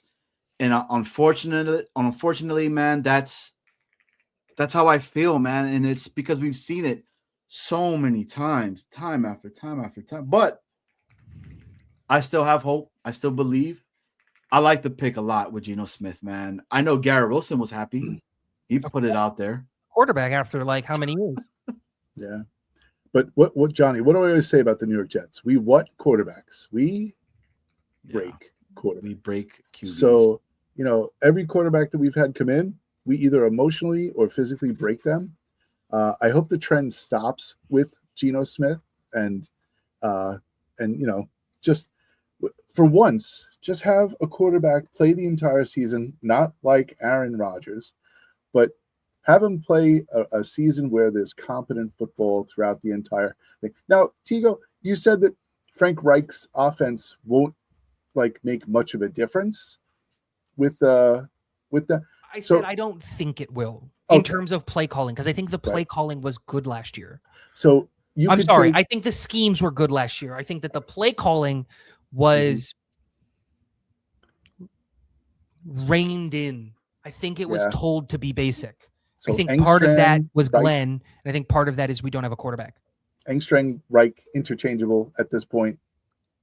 No. Again, like Reich is a more knowledgeable play caller. He's done it for longer. So, like, he's not going to be surprised by any situations. But I do think that schematically, some of the things that I saw from Tanner were exceptional. They were more innovative than what Reich is going to play. Like, and again, it's been a bit, but like Reich in Carolina wasn't good. Reich in that last 2-3 years of Indy wasn't good either. And there were a lot of other things in there, right, that you could go in. But I think that when you're talking about like a modern NFL, I think that I don't think that the problem last year was the offensive schemes. I think that the problem was the offensive play calling pattern. And I think that is either on Tanner or Glenn, probably both. I think Tanner probably wanted to keep calling his game and just try to simplify it and things and try to get the quarterback that he was given to work. And I think Glenn, being a defensive guy, did the thing that defensive guys do. We saw Salah do it. We saw Bowles do it, which is just don't lose the game on offense. My defense will win games. So like it's that balance. And I put it in the chat, which is how much of last year's offense was Glenn's fault of not letting the offense really open up the playbook? And how much will Glenn let Reich actually open up his playbook? Those are two really big questions. Couple of the other signings that we got. Chat, thank you guys so much for being on here. You guys are watching Jets Worldwide. Please make sure that you hit the like button, hit the sub itself. We're on the road to 500. We pinned the actual link. So if you guys want to call in, we're going to take some quick calls and have this conversation in regards of the free agency signings, what you guys' thoughts. But we got Andrew Beck back, right, on a 1-year deal, $1.5 million guaranteed. We got Walker, right, death piece of guess, right, another one. Shout out to Snowball that put this badass slide together. You know, so I definitely liked it. And Max Mitchell, which I actually am not mad at this at all. Another low risk depth piece for us. You know, I mean, he's not your starter, right? He's not going to be there, but we need it. Last year, we couldn't believe that, you know, like you said it, Tigo, you know, knock on wood, right? We didn't have any real injuries to the line itself. Did they re-sign Newman also? I believe so. Yes, they did. They did as well. Yep. Yeah, So, they brought him back. So you got your swings, you know? That's all right. Depth. Depth swings. You got your center guard depth in Newman. You have your tackle guard depth in Max Mitchell. Right. I think that... And Okafor. Yeah. And we signed Okafor, I think it shouldn't stop you from taking multiple offensive linemen this draft. So that was my next question. With the re-signing of Okafor, Newman, Mitchell, is the position of lineman more stable or still a big question mark going into the draft? Are we going to draft more offensive line help for the future? We should take one player at every, like, I wish we had 24 picks because we should take one of everything. Just genuinely, we need a wide receiver 2. We need a tight end 2. We really need a tight end 1. And this is not me trying to give up on Mason Taylor. This is just saying we haven't seen it yet. Yeah, right? But that was, it's been a year, right? Like with Mason Taylor. Again, I'm not saying give up on the kid. Right. What I'm saying is behind him, there's nothing. Yeah. So whether that's getting a tight end 1 so that Mason Taylor is tight end 2, or whether that's getting a tight end 2 so Mason Taylor is tight end 1, we need something. So you saw some progress last year from Jeremy Ruckert, right? You saw some progress. And everything that was thrown to Mason Taylor, the guy was a magnet. Like, basically it was, he was going to catch the ball. What he did afterwards with it, another story. But yes, if you threw him the ball, he would catch the ball, which is more than... Yes. I'm not blaming Taylor. Mm-hmm. We didn't have a good offense. No, that's why I'm saying, like, you should draft a tight end because, well, he needs help. Because Ruckert, at best, is tight end 3. All that hope that Ruckert might be good, it's not there. It's just not there. Yeah. He hasn't shown it yet. He showed that he should actually be brought back. Right. And that's why he is back. Ruckert, sorry, not Taylor. Right? Mm-hmm. But, like, because, like, I wouldn't draft a quarterback. That's what 2027 is for. We need a wide receiver 2. Like, if you're telling me that we can find a guard in there that's better than Dylan Parham, I would sign up. We definitely should draft one of these centers for sure. Right? Because we need to upgrade on Myers. Like, if you told me that Myers started 17 games, like, that's fine. But that's not what I want. I'd rather draft a kid. Sorry. Just trying to scroll through here for a minute, trying to get everyone set up here. We for sure should go and get a linebacker because Demario Davis is 37. We for sure should get a safety because Minka is 29. Yeah. We for sure should get a corner because in the same breath that any of these 3 guys might hit, you can also say that none of these guys are going to hit. Mm-hmm. We need defensive linemen. We need a running back because I think I'm with you, Snowball. I think we're going to trade him. I think we're going to trade Hall. Yeah. Like, name a position where we genuinely don't need a player or like could take an upgrade at. There is long snapper. You're right. Thomas Hennessy is the GOAT. I already Exactly. told my wife that we're not buying our kids That's the quarterbacks or jersey wide to buy, receivers or bro. That is special the teams jersey only, to dude. buy. You get kicker, punter, long snapper. That's 100%. it. Cultured. Hey, Tigo, are you cool with taking some calls with us? Yeah, I got like 15 more minutes. Cool. All right. Well, with that being said, the return of our guy. Can I tell you Mr. something? Where Mr. is this James. guy? Where are you, James? James, are you What's up, okay, guys? buddy? Yeah, I'm in the hospital. A little thing, nothing crazy. Gonna be here. I've been here for I was here last night. I'll be here tonight, tomorrow night, but I'm good. Good, nothing simple. Just I threw my back out kind of. I was on the squat rack, popped out my disc. So I'll be good though. It's no big shit. It's no big deal. I'm all right. But let's talk about you boys. We'll be praying You for boys you, are man. killing it. You boys are killing it. But I do have a major issue with my man in the left-hand corner. Don't you ever in your life bring up Mason Taylor's name again. He played one season. That young man had 44 catches, 389 yards. I don't know how many touchdowns, 2 or 3. His first year, he's going to be unlocked. He's going to be a stud in this league. There's no doubt about it. What more do you want from your first year tight end? Like, what numbers were you looking for? With a shitty offense, with no one to throw him the ball, he had 44 catches. I wasn't saying that he was bad. That wasn't what I was saying. I was just saying, like, we need to see more from him, and I think that we will. But also, there's nothing behind him. There's not Jeremy Rucker. You don't like Rucker? I like Rucker. I don't like Rucker, but are you seriously going to tell me in your heart of hearts that from what we've seen from Rucker over the last 4 years, that he's worthy of being tight end 2 on an NFL roster? I don't think so. I think this year Mason Taylor is going to take a huge jump to where Jeremy Rucker is going to be perfectly fine where he is. Mason Taylor is going to get way more of the snaps than Jeremy Rucker. And if Jeremy Rucker has to fill in and leak out on some plays, I think he's more than capable of doing that. Is he my favorite guy? No. I love the story, the whole Lindenhurst thing, family, his father's a huge Jets fan. Love all of that. All of that. That's perfect and beautiful. But I just think Mason Taylor this year is really going to turn some heads. I think that's really the name to watch this coming off season. So that's all I got to say, boys. Keep up the good work, though. Hey, James. Get better, James. Get better, man. Get Thanks, better, Jeff. and Thank we're you. praying for you, man. Appreciate you, man. Get better, man. Put your disc back.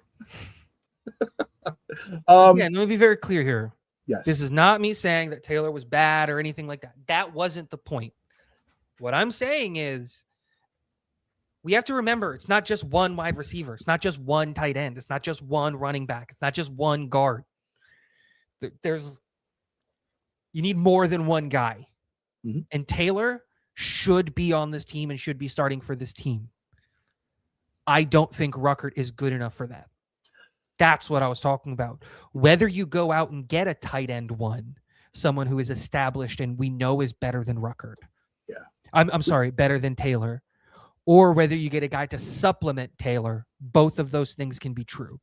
We're Jet fans, so we're used to a certain level of productivity, and we don't know.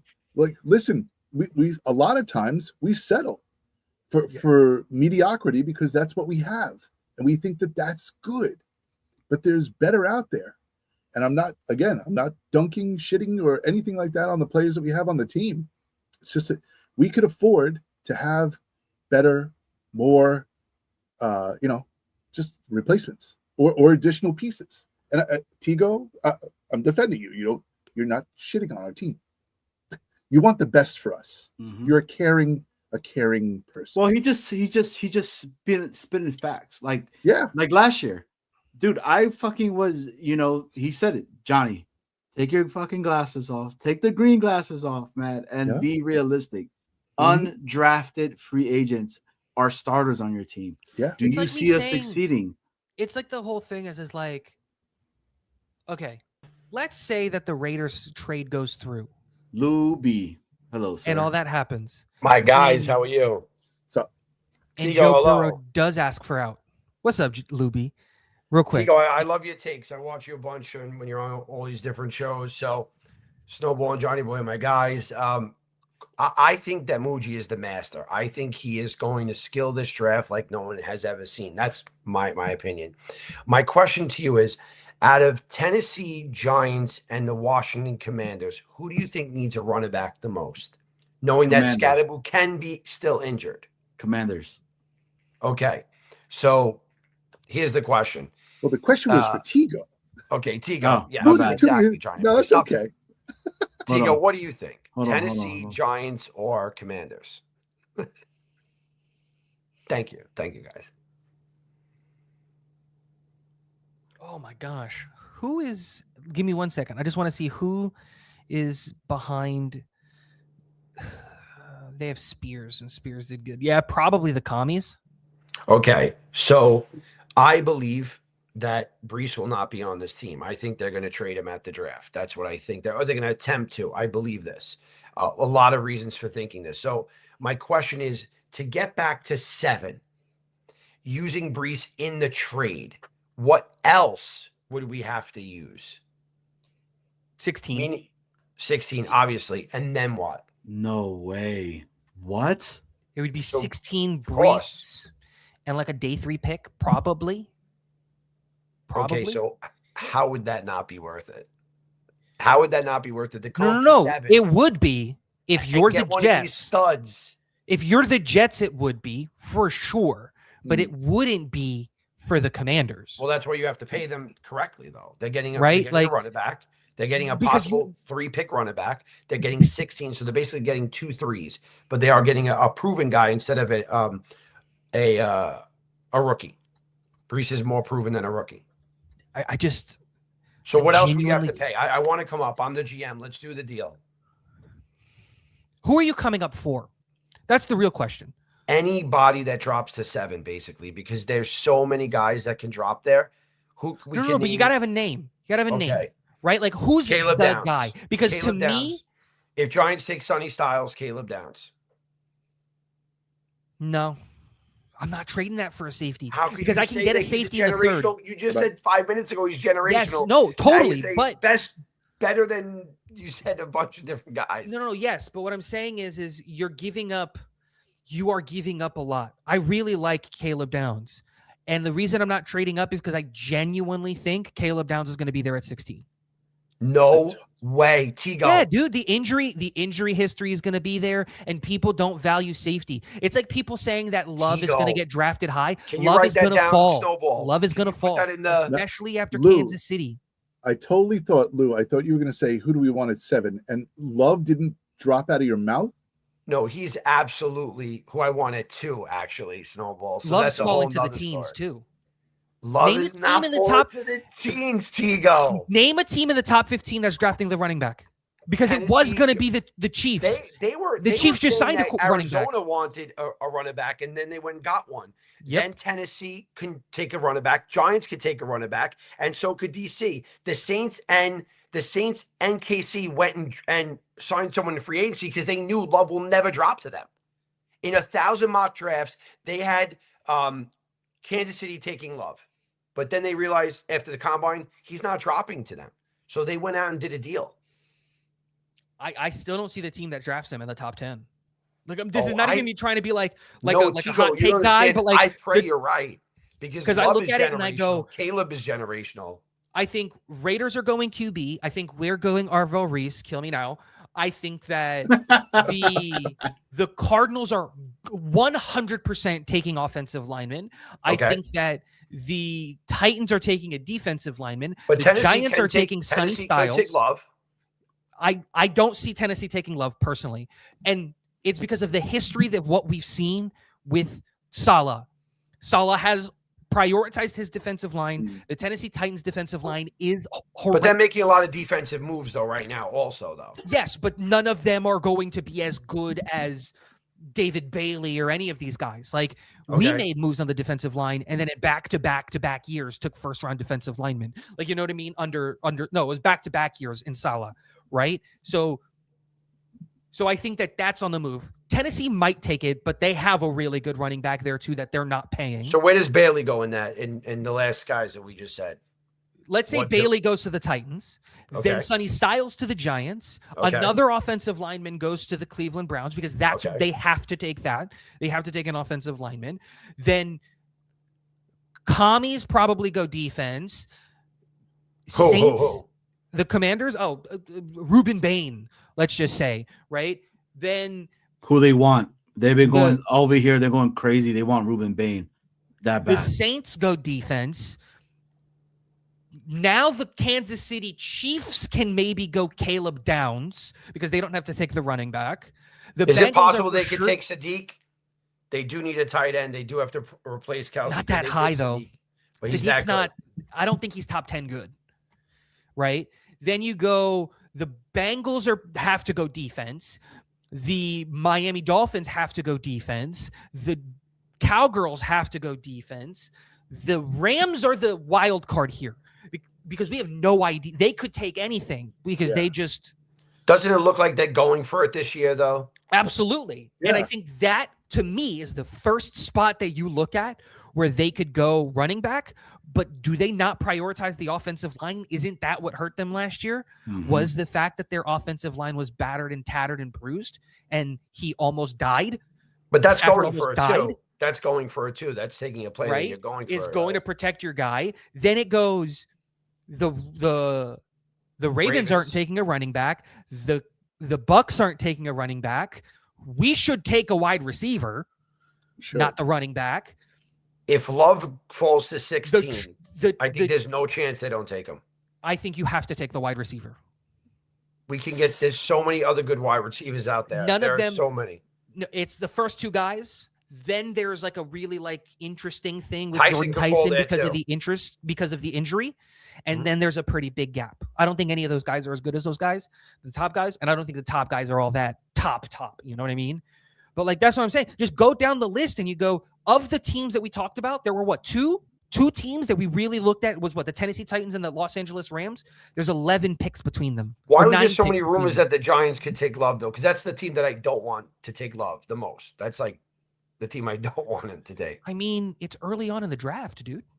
So you have no idea how much I hope you're right. Look, I love me some Jeremiah Love. I think he's fantastic, but Jeremiah Love is a finishing piece. That's what he is. Here's my question, though. We are being finished as fans. We can't take losing no more. We need an offense that scores points, right, Johnny boy? 100%. Right? So Jeremiah Love, as much as it's a finishing piece, at 16, a guy like that, this is not a regular guy. This is not a regular man. I think Tate or Lemon do more to helping this team win than Tate Love goes does. To 16? I'm not saying that either one makes it to 16. What and I'm Rams saying could take, Rams could take Lemon. Totally. The Rams are the wild card, man. Yeah. We have no idea what they're going to do because, dude, they just made it to an NFC chip game, right? They made it to a chip game, right? Mm-hmm. And so, that's the whole thing is the Rams are the wild card. The Rams could go offensive line. They could go wide receiver. Yeah. I think they might end up going wide receiver. That's the team that really scares me. I hope they don't because I want one of the guys to fall to 16. I would love for Lemon to get there to 16. But you look at it and you go, dude, just keep it going. Do the Vikings take a running back? I haven't heard of any Viking running back talk. I don't think the Vikings take a running back. You legitimately I think it's Tennessee, the Giants, Panthers? Or Commanders. That's let me say this. Let me put this into your guys' head real quick. Let's just say, right, that at 16 we do go Love. Oh. All right, I'm just gonna put that there. I'm gonna say that.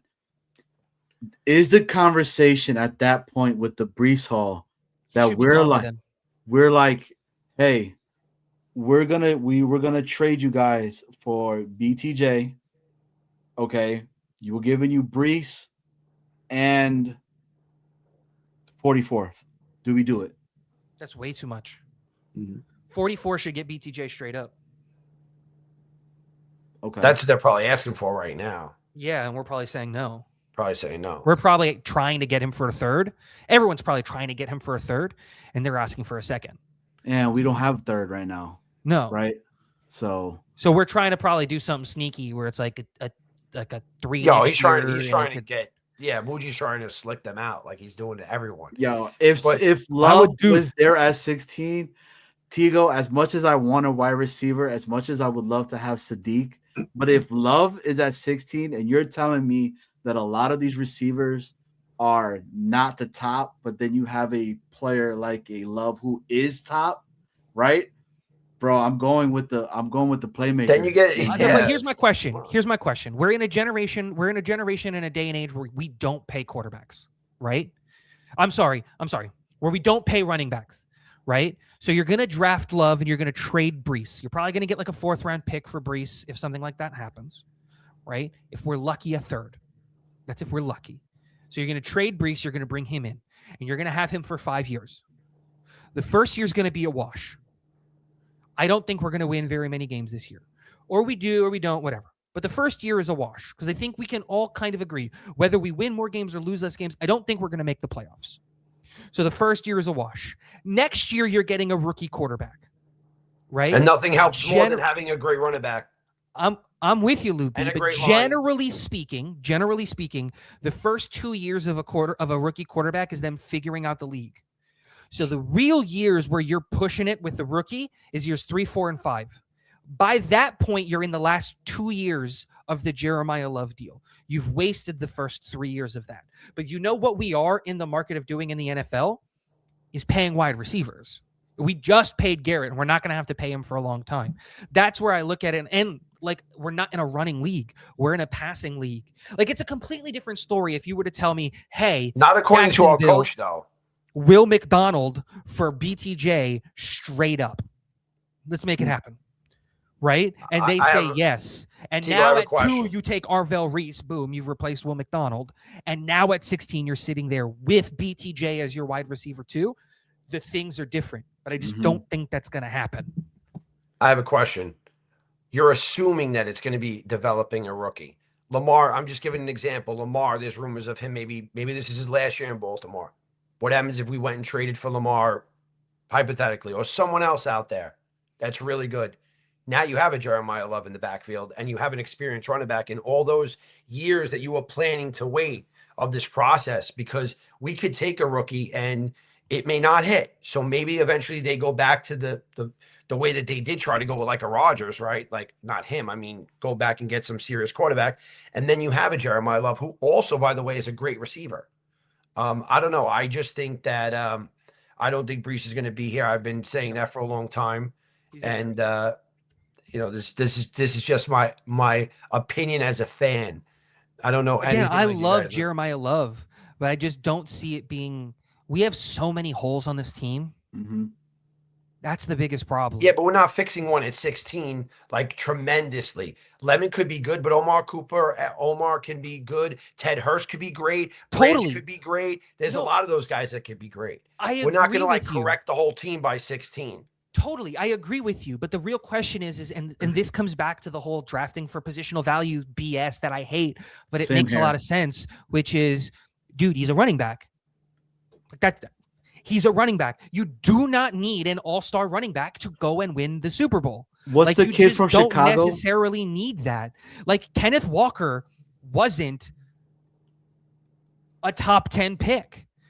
Like, and the Ravens had one of the best running teams in the world. And King Henry has like 13,000 rushing yards. Like the guy's insane, right? Like, I get all of what you're saying, but that type of running back is a finishing piece.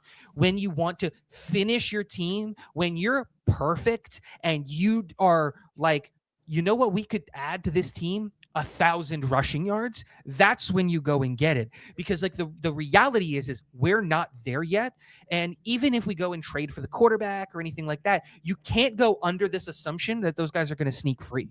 We don't know. In the same breath, Lou B, that we're saying that Joe Burrow might sneak free and Lamar Jackson might sneak free. And what if Patrick Mahomes decides that he doesn't want to do a rebuild in Kansas City? In the same breath that we say all of those things, we can also go on and say none of that's going to happen. They're all going to. Oh no, I agree. Right? I'm just saying that there's different and so for me, like Vega's probably a better pick because right now, I don't think we do it because we just signed Parham, but because right now what we should be doing is filling as many holes on this roster as we can. Where running back, again, is a finishing piece. You don't need an exceptional running back to win. And we've seen teams with exceptional running backs not win. The teams with the two best running backs in the league didn't make chip games in the 49ers and the Ravens. I wish I could agree with you. It's just that he is that good that I don't know. He's just that good, man. He's just that good. And I think that we're going to regret for a very long time. And this is what I keep on saying. When Sunday comes, we're going to regret for a very long time when we see this guy on another team just there he goes again, 80 yards. There he goes again. Jeremiah jumping over people. Luby. If anyone thinks I'm annoying, just please go turn on his highlights right now, and then you will not think I'm annoying about this. Luby, he's incredible. We're going to be at the draft, right? That's right. Together. What's your take if we're there, we're all hanging out, and the New York Jets have just traded back into the first round at pick number 27. Who do we get? At 27? Who do we take? Who did we take? We went to defense. Amari Cooper, if he's still there.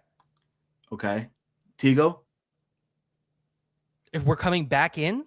Yep, at 27. Probably for the quarterback, and I'll kill myself for it. Dude, that's what I feel like what's gonna fucking happen. Yeah. If we're coming back into the first, it's for Ty Simpson. Yep, and you're gonna get Ty Simpson. I like Ty, so I like I do too, but not in the first round. I mean, do you see it? Do you see the Ty Simpson pick for the 5th-year option though? And that's why they want to do it. Most likely. Okay. Yeah. When's the John Gruden special come out? I thought it was supposed to come out Thursday. That's gonna. I know. I asked you. That's gonna change a lot of people's minds. I think when they see this guy like up close and personal, and he won me over with the Jets chant. That's all he had to say. Dude, that's all. That's anybody has to say, bro. He wants to be a Jet. Everyone's like running from us. People are turning down $50 million. That was manufactured though. The Jet chant was not genuine. It was manufactured. It was a Jets person asking a Jets thing, asking about Jet fans, and he's but he did the chant right. Snowball. He did. Of course he did. Of course he did. Everybody knows the Jets. Everybody knows the Jets chant. It's literally been voted the best chant in the NFL by all of the fans. I agree with you. I chanted alone at the stadium. Hey, Luby, look. Wow says, find you a woman who loves you like Luby loves Jeremiah Love. Honestly, man. Luby, I'm with you. To be very clear, this is not me saying that Jeremiah Love is bad. I think he's exceptional. But there's you can't just always take the exceptional player. Yeah. When you He's also a leader. He's also a leader in a very different stance than Brees has right now. Very different stance. I think he's better than Brees. That's not what I'm saying. I'm not saying that he's better. That Brees is better. I'm just saying, do we have so many other holes on this team? And it looks like our GM is filling every one of them. That's my thing, though. I feel like the GM is filling every single hole. I don't think we're even going into the draft with a hole. I think he's going to fill the hole, so it gives us the option at every pick to pick the best player available. And you sort of said that before, I think. That's what I really think is happening right now. I think our GM is a master. A master. He is doing it. He's really doing it, this guy. I think he can survive if Glenn gets fired. Oh. I hope he does. I actually like what Moogs is doing. The Brownlee Fitzpatrick 6-7 thing is all I needed to see. With a swap, with that little swap to get both of those players over a swap is insane. Minka too. Minka was a little swap. I'm sorry. That's what I meant. No. Yeah. Oh, you said Fitzpatrick. That's his last name. I'm an idiot. Yes. No, but you're right. Yeah. Minka Fitzpatrick, that little Brownlee, flip at the end. If anyone looks at that right same there with Gino. It's crazy. It's the same thing with Gino. To do a little flip at the end and to get the Raiders are paying everything. Yeah. We're paying him what, $2.5 million? Macho. My man. Muhay is doing an incredibly good job with a lot of these moves. Muhay. Yeah, hey, Tigo. When he's doing a good job, it's Muhay. Tigo, I have to say that with the running back conversation, I agree with you. And it all changed for me, Lil B, last year with the kid from Chicago. That kid, Kyle, that came out of Rutgers in the 7th round. And it was like a fucking beast, bro, out of nowhere, dude. Kenneth Walker is a 2nd-round pick. And I was just like, Super Bowl MVP. Where did this kid come out of, man? you know, he ended up winning. He ended up taking over the starting position, bro. And if you look at this last 10 Super Bowls, there are two teams that won, I believe, a Super Bowl with a first-round pick running back. It's the Philadelphia Eagles with Saquon Barkley, and Saquon was a big reason that they won it. And I think that the only other one that won was Clyde Edwards-Helaire on the Chiefs, and he sucked for the Chiefs. Like, he was not a positive for that team. They won in spite of him being bad. So it just goes, and if you look at like the perfect example is the Seahawks. Kenneth Walker is an NFL Super Bowl MVP. Mm-hmm. He is a second-round pick. Yeah. But he plays really good. He's a threat on every. He's exceptional. This is All not right. me trying to take anything away from him. But what I'm saying is you found your Super Bowl MVP in the second round. So let me ask you this other question. We have Garrett Wilson right now, and it's obvious that last year they did a lot of deals early. My whole thing is if they really wanted Brees, that deal would have been done already. That's how I feel about it. They would have had that done. They're obviously not agreeing. But if you go into a game and you have an incredible running back, Garrett gets open every game a little bit more, just an inch more every time, because they always have to worry about the run. And with a line like we have, now you really have to worry about that run. And us having that insane run game, I feel gives our receivers like that big chance to go and do their job when we have a shit running game. Last year, they didn't even know how to use Brees. I mean, we can't even talk about last year because it was so messed up. But I just think that at 16, you got to run that card up. At 2, I can understand everyone's saying what they're saying, but I need to shut up about Love because I could go on about it for 2 days. So let me just shut up. Right now. You have a big gap between 44 and our next pick. So, what's your pick manufacturing spot? Like, where do you use that? How do you manufacture more picks for this team? You know, we do have a lot of holes to fill. So, like, they might trade back. They might trade back. That's what I'm saying. But if you can find it, that's my thing too. If Love is there at 16, someone's calling. Yeah. Okay. I would trade that. If we don't Lou, pick I it, think the big thing that you're saying, I think what you said is true, right? We filled a lot of the holes in terms of like, there is nothing that is a screaming need on this football team. But every single position needs an upgrade outside of wide receiver, let's say. So what are we missing Every right now? position needs an upgrade. We definitely need an upgrade at edge. We definitely need an upgrade on the interior of the defensive line. They're about to take Arvell Reese. We need an upgrade. That's okay, but even then, we need an upgrade at linebacker. How many edges we can need we have? an upgrade at cornerback and and safety. We need a new tight end to be a running mate with Mason Taylor. We could do an upgrade at guard and at center. We do need an upgrade at wide receiver too. And if we're being honest, we probably need an upgrade at quarterback. Gino's fine, but all of those, and if we trade Brees, we need an upgrade at running back. There are so many positions that we just need players. And it's not me trying to like take a crap on the guys that we have on the team right now. That's just saying that none of those guys are good enough to say we don't need to worry about that position. That's my point. Tigo, and that's why when you were saying it earlier and kind of when we were talking is why I really think that with the 2 picks that we're going to have in the first round, Luby, this is gonna like really hurt you because I've been team offense. That's right. Forever in a fucking day. I think they're gonna go 2 defensive players because of the players that we have that we just got.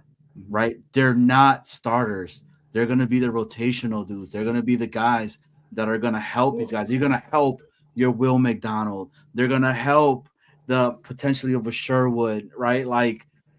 But Johnny boy, there's a lot of guys that are 33 and 44 that could be just as good as a defensive player that you take at 16. Dude, but you're going to pass on but we need them 16. too. Yeah, that's the thing, Luby. Yeah. Is we also need them. I know, bro. Every pick defense for the rest of the draft. No, I'm not saying that. I think pick 16 should be offense, and I think it should be wide receiver. Yeah. So just a question: how much better? I love Lemon. So how much better is Lemon definitely going to be than the receivers from Indiana, the Ted Hurst, Branch. There was a lot of great studs coming out of this year. Chris How Bell, much? he's a sleeper. 1,000,000,000%. I love Lemon, but it's not that he's going to be light years ahead of some of these other guys. Ted Hurst was catching balls that were crazy in the combine. That guy is sick in the bowl. He was insane. I'm just giving an example. So you can pass on a receiver. By the way, we might take BTJ right now before we even get to the draft. Then what happens at 16? Your mouth to God's ears. I mean, they just said Mooji's probably wants to get it for cheap. Yo, 'Cause and that's what how we and that roll. was my whole take on like one of these big name receivers that were out there when I was like screaming for, dude, trade for Pittman, trade for a Pierce, okay, trade for for Pickens. When I was like, He don't spend money like that, Johnny boy. which I understand. Not yet. It's not the time. It's not the time to be handing out these big contracts. But dude, And like, I think here's the other thing, right? Lou B, what if we do the right thing and not the Glenn thing, not the stupid Glenn thing? What if we do the right thing? What if we take Sonny Styles at 2, right? Now If they know how to use him best better than player Reese, in the then draft, great. right? Sonny Styles at 2. Now 16 is almost, your hand is forced. yo, You got to take the edge. Did you guys watch that last game that they played? That he played in Ohio, him and Reese Styles. Yo, Reese was getting manhandled, man, and it was Sonny who was cleaning up a lot of stuff against Indiana. I'm not here to talk smack on Arvell Reese. I think I'm not either. I think he's a really, good really player. good. I just think Arvell Reese is new to the edge position. That scares me at 2. That's my take. I think he's an exceptional athlete. I think he's really, really good. But I'm worried that he is new to the position at edge, and where Sonny Styles just had one of the best combines this sport has ever seen, and I think is guaranteed to be good at linebacker, and we need a linebacker. So Macho comes in and gives a question for the panel. What are the top 3 needs on the team at the moment? For me, it's edge, wide receiver, guard. Mark, I know you're in the chat. Mark and everybody else in the chat, also please answer this. Let us know, what are your top 3 needs on the team as of right now? Luby, you go first. I think they're going to get a wide receiver one way or the other. I think there's a lot in the there's so many that are available in this draft, and we have a bunch of picks. So I think they get one at 16, 33, or 44. I think they're going to take a wide receiver if they don't go and get one of these other free agents that are out there or trade.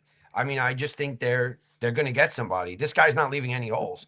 Whatever holes that we have, he's going to fill. That's the way I look at it. Give me your top 3 though. Your top three obviously needs for the team. Obviously, we need a wide receiver. I don't think we need a guard anymore. I think they're going to move around Tippett and these guys and figure it out with this new Raiders guy. I think running back, because I don't think we're going to have one. Okay. I mean, I'm going to stay firm on Bryce not being here. So running back, wide receiver, and tight end. I don't think we have a really strong tight end. I think Taylor's great. I like Rucker and everything, but I think we need a tight end, like a strong one. Tigo?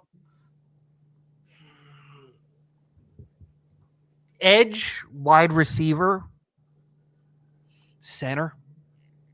I hate Myers. Not hate him, but it's I think not. that's probably Snowball? like, I'm not saying that we take a center in the second round, because I don't think that there is a second round center, but I do think we should take a center.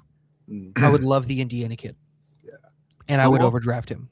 Logan Jones. I think you need a wide receiver too, or something close to it. I wouldn't mind getting another linebacker, to tell you the truth, like an As long as east his to name is west. Sonny Styles. Yeah, I mean that's really Tigo. I'm with you 100% on Styles going at 2. He is a knife. The guy is he's like a Snowball. Yep, he froze. All right. Okay, so it wasn't me. I thought, I was like, oh, Okay. God. That was Arvell's people hacking in. Yep. Arvell No, Reese came in and said, I'm shut him gonna up. take him down. I'm gonna take him down. Shut him up. So Johnny boy, who do you think? all right. So I'm gonna go with linebacker, safety, and wide receiver. I still want safety. I want to bolster up the safety room. As much as I want offense, man, with everything that they're doing, I just see them fixing the defense. And then they're going to really worry about the offense next year. As crazy as it sounds. But, dude, if Love is at 16 there, dude, get fucking Love at 16. Just do it. I think best player available. What I was gonna say is I think the other thing is I think of the two units, our offense is better than our defense. Right now, I agree with you because of the line. That's my whole thing. But we're loading I think up that our right offense is better than our defense. And have you guys looked at the depth chart recently? Or not at the depth chart, but what the projected starting lineups are going to look like for the Jets? We have 9 new starters on defense projected. Theoretically, we could have 9 new starters on defense. Dude, and when that's last not year, including draft picks. That's just people we've signed. We could have 9. And dude, and last year coming into it, right? We were talking about the guys that were returning were all undrafted free agents. It made me so sick. We were starting Michael Clemens. We were starting Michael Clemens from the Colts. The Colts are doing everything to give us a top 10. Dude, 3 and 17 years. Dude, they're doing everything to give us a top 10 pick, and their schedule is going to be. Have you seen their schedule, dude? Love it. I love it. We're gonna have 2 top 10 picks. It's gonna be insane. But I'm being honest with you. With the new starters that we're bringing up, we needed them. We couldn't run it back what we had with all of these guys last year. We needed it badly. So, but I think now with the signings, Tigo, right? I think the defense has gotten a lot better. Oh, dude, we went from the worst defense in the league last year to we totally got better. That's not what. Oh, hell yeah. We got men in that room right now. Absolutely. There's so many people that you just look at as Michael Clemens isn't being on this football team anymore. Thank you, Jesus. Hallelujah. Tony Adams isn't on this football. Oh, me and Lou B in sync right there. Tony Adams isn't on this football team anymore.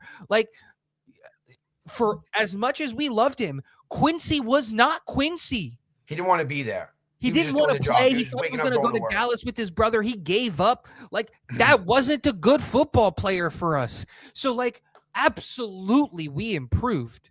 But, I think the only guys that are there's 3 guys. Sorry. It's 7, I think, potential guys in the starting lineup. 7 new guys, not 9.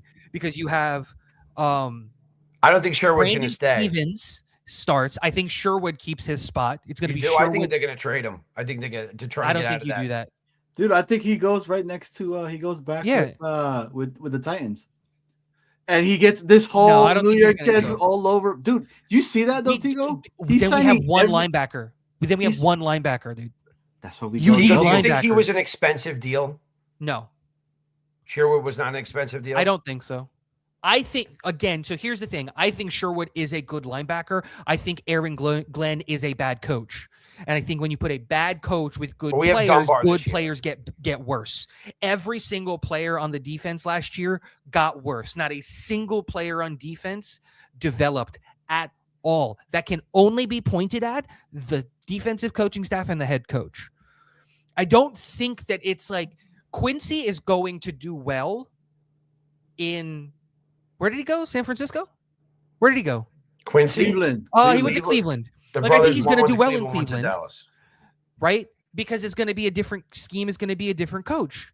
And I don't think that Aaron Glenn can coach. Not a single player on his side of the ball got better last year. They all got worse. And so my thing is is Sherwood this exceptional player? No. But he got average linebacker money. Can he be an average linebacker? I think so. That's my opinion on it. Look, I hope so. I'm going to jump off because I see you have other people in the studio. You're good to go, brother. So, I'm about to close it up, man. So, Lou B, always a pleasure, brother. Nice speaking. Hope to see you at a game. Oh, man, I hope to. It's hard to get out there. Every game. I go to every single game, away and obviously home. So, let me know. All right, Johnny boy. Talk to you soon, brother. Later, man. Well, Tigo, Welcome to Jets Worldwide, baby. I'm Hey, Snowball. yep, you're Snowball. I'm Johnny Boy. But hey, let me show some love to the chat real quick. The big fella with that question we had: middle linebacker, edge, wide receiver. I got Mark telling me, Johnny, don't get sucked into the D only.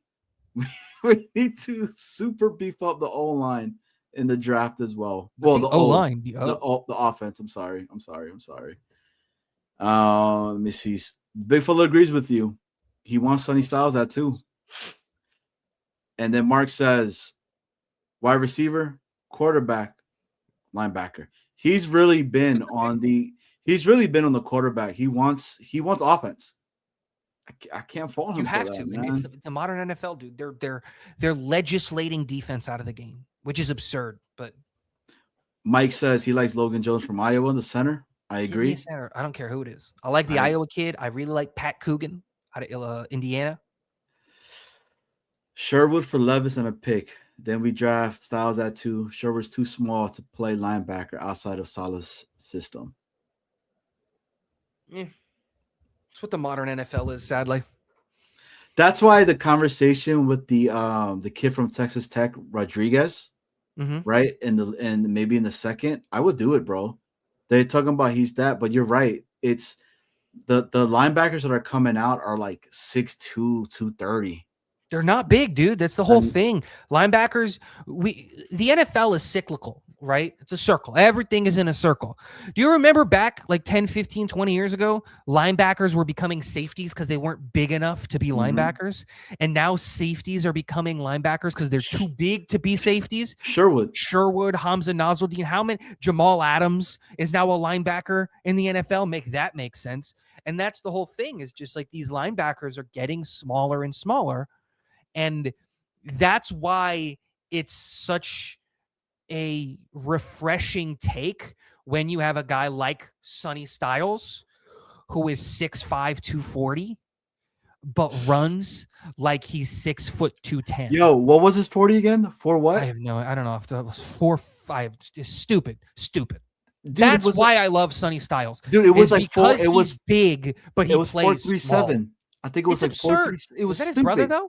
Didn't his It brother might do have, that? no, I think his brother was What like did he run? They both ran stupid times. Yeah, I think he was like 4.29 or some shit. Lorenzo Styles, wasn't it? He ran a 4.46. 4.46. It was 4.46. His brother ran like a 4.2.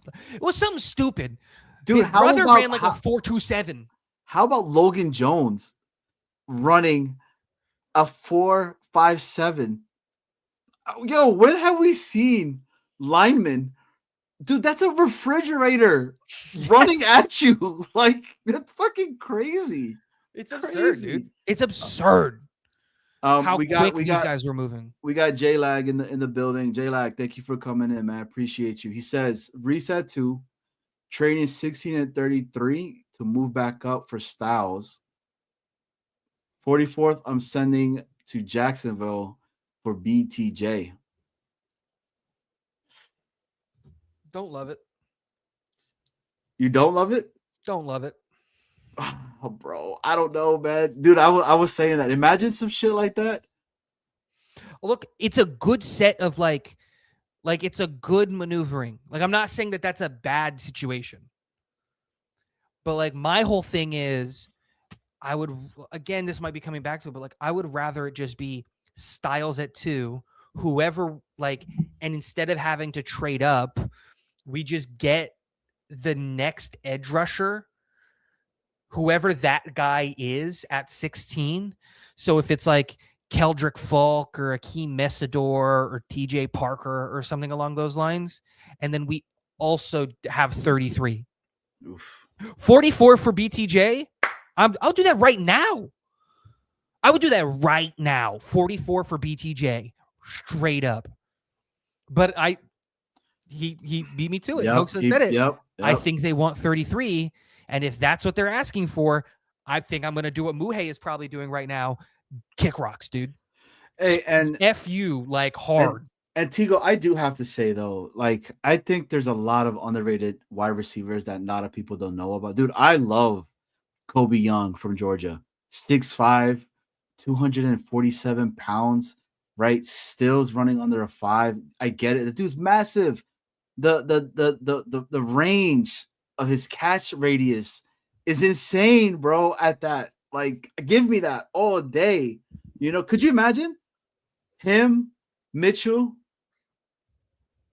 and There's Wilson? a lot of these guys. Like I wouldn't necessarily say that we need to go wide receiver at 16.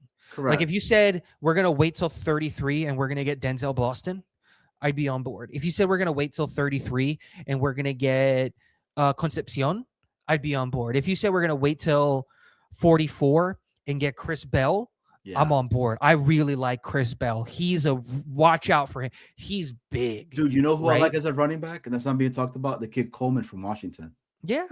Dude, that's a bowling ball, bro. Another one. Like, but you and can then, only do those things if you have those picks. True story. But That's you know, another guy. one, the kid from Indiana. What's his name? Keon Black. Yes. Keon Black. Bro, dude. So he's from out here in Virginia Beach. Oh, He's a Salem kid, right? Went to JMU. Dude, all he's ever done is be a beast. Great kid, the whole 9. There's a lot, man. There's a lot that's out there that, like I keep telling, and I'm glad that you're on board with getting a kicker. Like the other thing too would be like, dude, what happens if at 33? Let's say you go Sonny Styles at 2. Let's say you go Akeem Mesador. Yeah, let's say Akeem Mesador out of Miami at 16. So you go linebacker edge. You trade 44 for BTJ, and at 33 you go Emmanuel Pregnon. So you go with your first 4 picks. You've now turned that into probably the best player in the draft in Arvell, in Sonny Styles. Mm-hmm. Really good edge, raising your edge floor, which is exactly what we needed to do. Offensive guard. So now Parham legitimately just becomes the Swiss Army knife. Maybe he even starts at center instead of Myers. Like he's done it before. And you've gotten a wide receiver that you're not taking a shot on.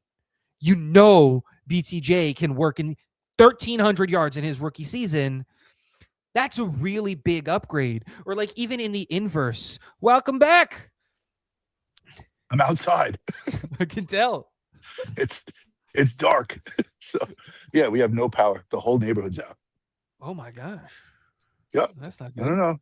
Yeah, it's sabotage by the Russians. I don't know. It has to be. Right? No. Arvell Reese's people heard you about to start talking smack and they were like, shut it down. Right. They were like, done. There is no Shut down the whole talking about- neighborhood. Right. No Sonny Styles talking here. This looks very Blair Witch Project-y ish. I see dead people. It's a Sixth Sense. That's it, right? Unbelievable. But hey, but Tigo, the really great thing that I'm hearing about this draft, we could go anywhere because we need to fix so much. And we're not just simply like, have to tailor our draft to just one position. Yep. And I think we haven't had that in a while. And I hope that they get it right. At the end of the day, whatever we do, get it right. Get playmakers, man. Make sure that they're impact players from day one. Yeah. I think the good thing is that not only are we going into this, it's like this weird limbo that we're in, that we're going into this draft with not a single hole, but we are going in where every position is also a hole. Yo, yes, bro. You know what It's I mean? weird. And I think that we have the luxury of genuinely being one of the very few teams that straight up is just BPA. Who's the best player on our board? Take that 100%. guy. And that's Who's the thing. that guy? Go get him. It might be Sonny Styles, bro, for all we know. It might be Caleb Downs. I agree with you, Tigo. I don't care about that. The whole positional whatever, and you pay that person. Bro, we need good players on this team that are going to be impactful players for years to come. So I really think that things are changing around, and it'll be intriguing. But Tigo, as always, man, thank you so much for hopping on with us. Tigo, thanks What for you got? holding What down you the got going fort. on? What you Right got now, going on? nothing. I got Okay. work. I'm gonna get off of this. I'm gonna go do some work, and then I'm gonna pass out. That's Got all it. I'm doing. It's tax season. It's work season. So we'll see how things go during the season. I just didn't want to be the angry screaming at Glenn all the time. I didn't want to be that guy. And that's why I had to take a break with the whole YouTube thing. Because I don't know if you guys remember how I didn't even want to interview him. And I knew it was going to be I just felt it in my bones that it was going to be a disaster. And it was. And I don't want to be that guy that just is the doom and gloom. Because I don't see a world in where Glenn works in the modern NFL. So I didn't want to be that guy. Just angry thoughts on the internet. 100%. Well, Tigo, I want to be a positive guy, and I couldn't do that with Glenn as the head coach. well, you hit it on for us last year, man. Well, Tigo, brother, it's always a pleasure, man. Appreciate you, dude, and we'll talk some more. Peace. Thanks, Tigo. And then, Yeah, we were back, sort of. it is back. This is this was a good one. Let me see. You want me to hit you with the number? Yeah, we were at 471 the last time I checked. And we are now at 471. We are 29 away from hitting 500. This is huge, guys. This is awesome, man. It's been all organic. We are really close, and we're excited, man. And we're gonna continue to keep putting out content for you guys. To everybody that took the time to be with us for over 3 hours already, come and hanging out with us on Friday night. This is what we like to do. We enjoy it. We're gonna continue to keep pumping out content. We want the Jets to be good. Okay, Jets Worldwide is a channel that wants the Jets to be good again. Okay, we want freaking Aaron. We want Glenn to succeed. We want Muji to succeed, and we want the fan base to be happy with the product that they put for us. Snowball. Yeah, I'm sorry that this is happening to you. That's all right. I'm okay. And I just want to say that the pendulum swings, in many directions, right? When we talk about football. So everyone's saying this, the modern NFL, right? But I can remember when the Patriots went to a 2 tight end set, and everyone's like, "What the hell is this? This is something that we've never seen before." And things happen, and people learn, and things change. So don't give up. Don't drop the rope. Aaron Glenn, I got faith. I got faith in you. New York Jets, if you are watching Jets Worldwide at this point, we are Aaron Glenn supporters. We do want him to succeed, like everyone else wants him to succeed. Whether or not you believe he'll succeed is another story. But I have some belief. I believe that I was not the best person at teaching when I first started, and year after year I got better. So when they put me in charge of certain things, my first year was rough, but my second year I got more used to it. Actually, some things I hit out of the park my second year. So I'm just saying, I've been at this for the teaching gig for many, many years, like 20 something years now. And I can remember back to when I first started, it wasn't that easy. So I'm hoping that Aaron Glenn has that second year jump, not the sophomore slump. And again, New York Jets, put us on when Aaron Glenn is 3-0. Yeah, we look, we're Glenn guys, so we believe in Glenn and what he's doing. But with that being said, this is another episode of Jets World Wide in the dark. In the dark. Later, guys. Hit the like, hit the sub. This is Jets World Wide.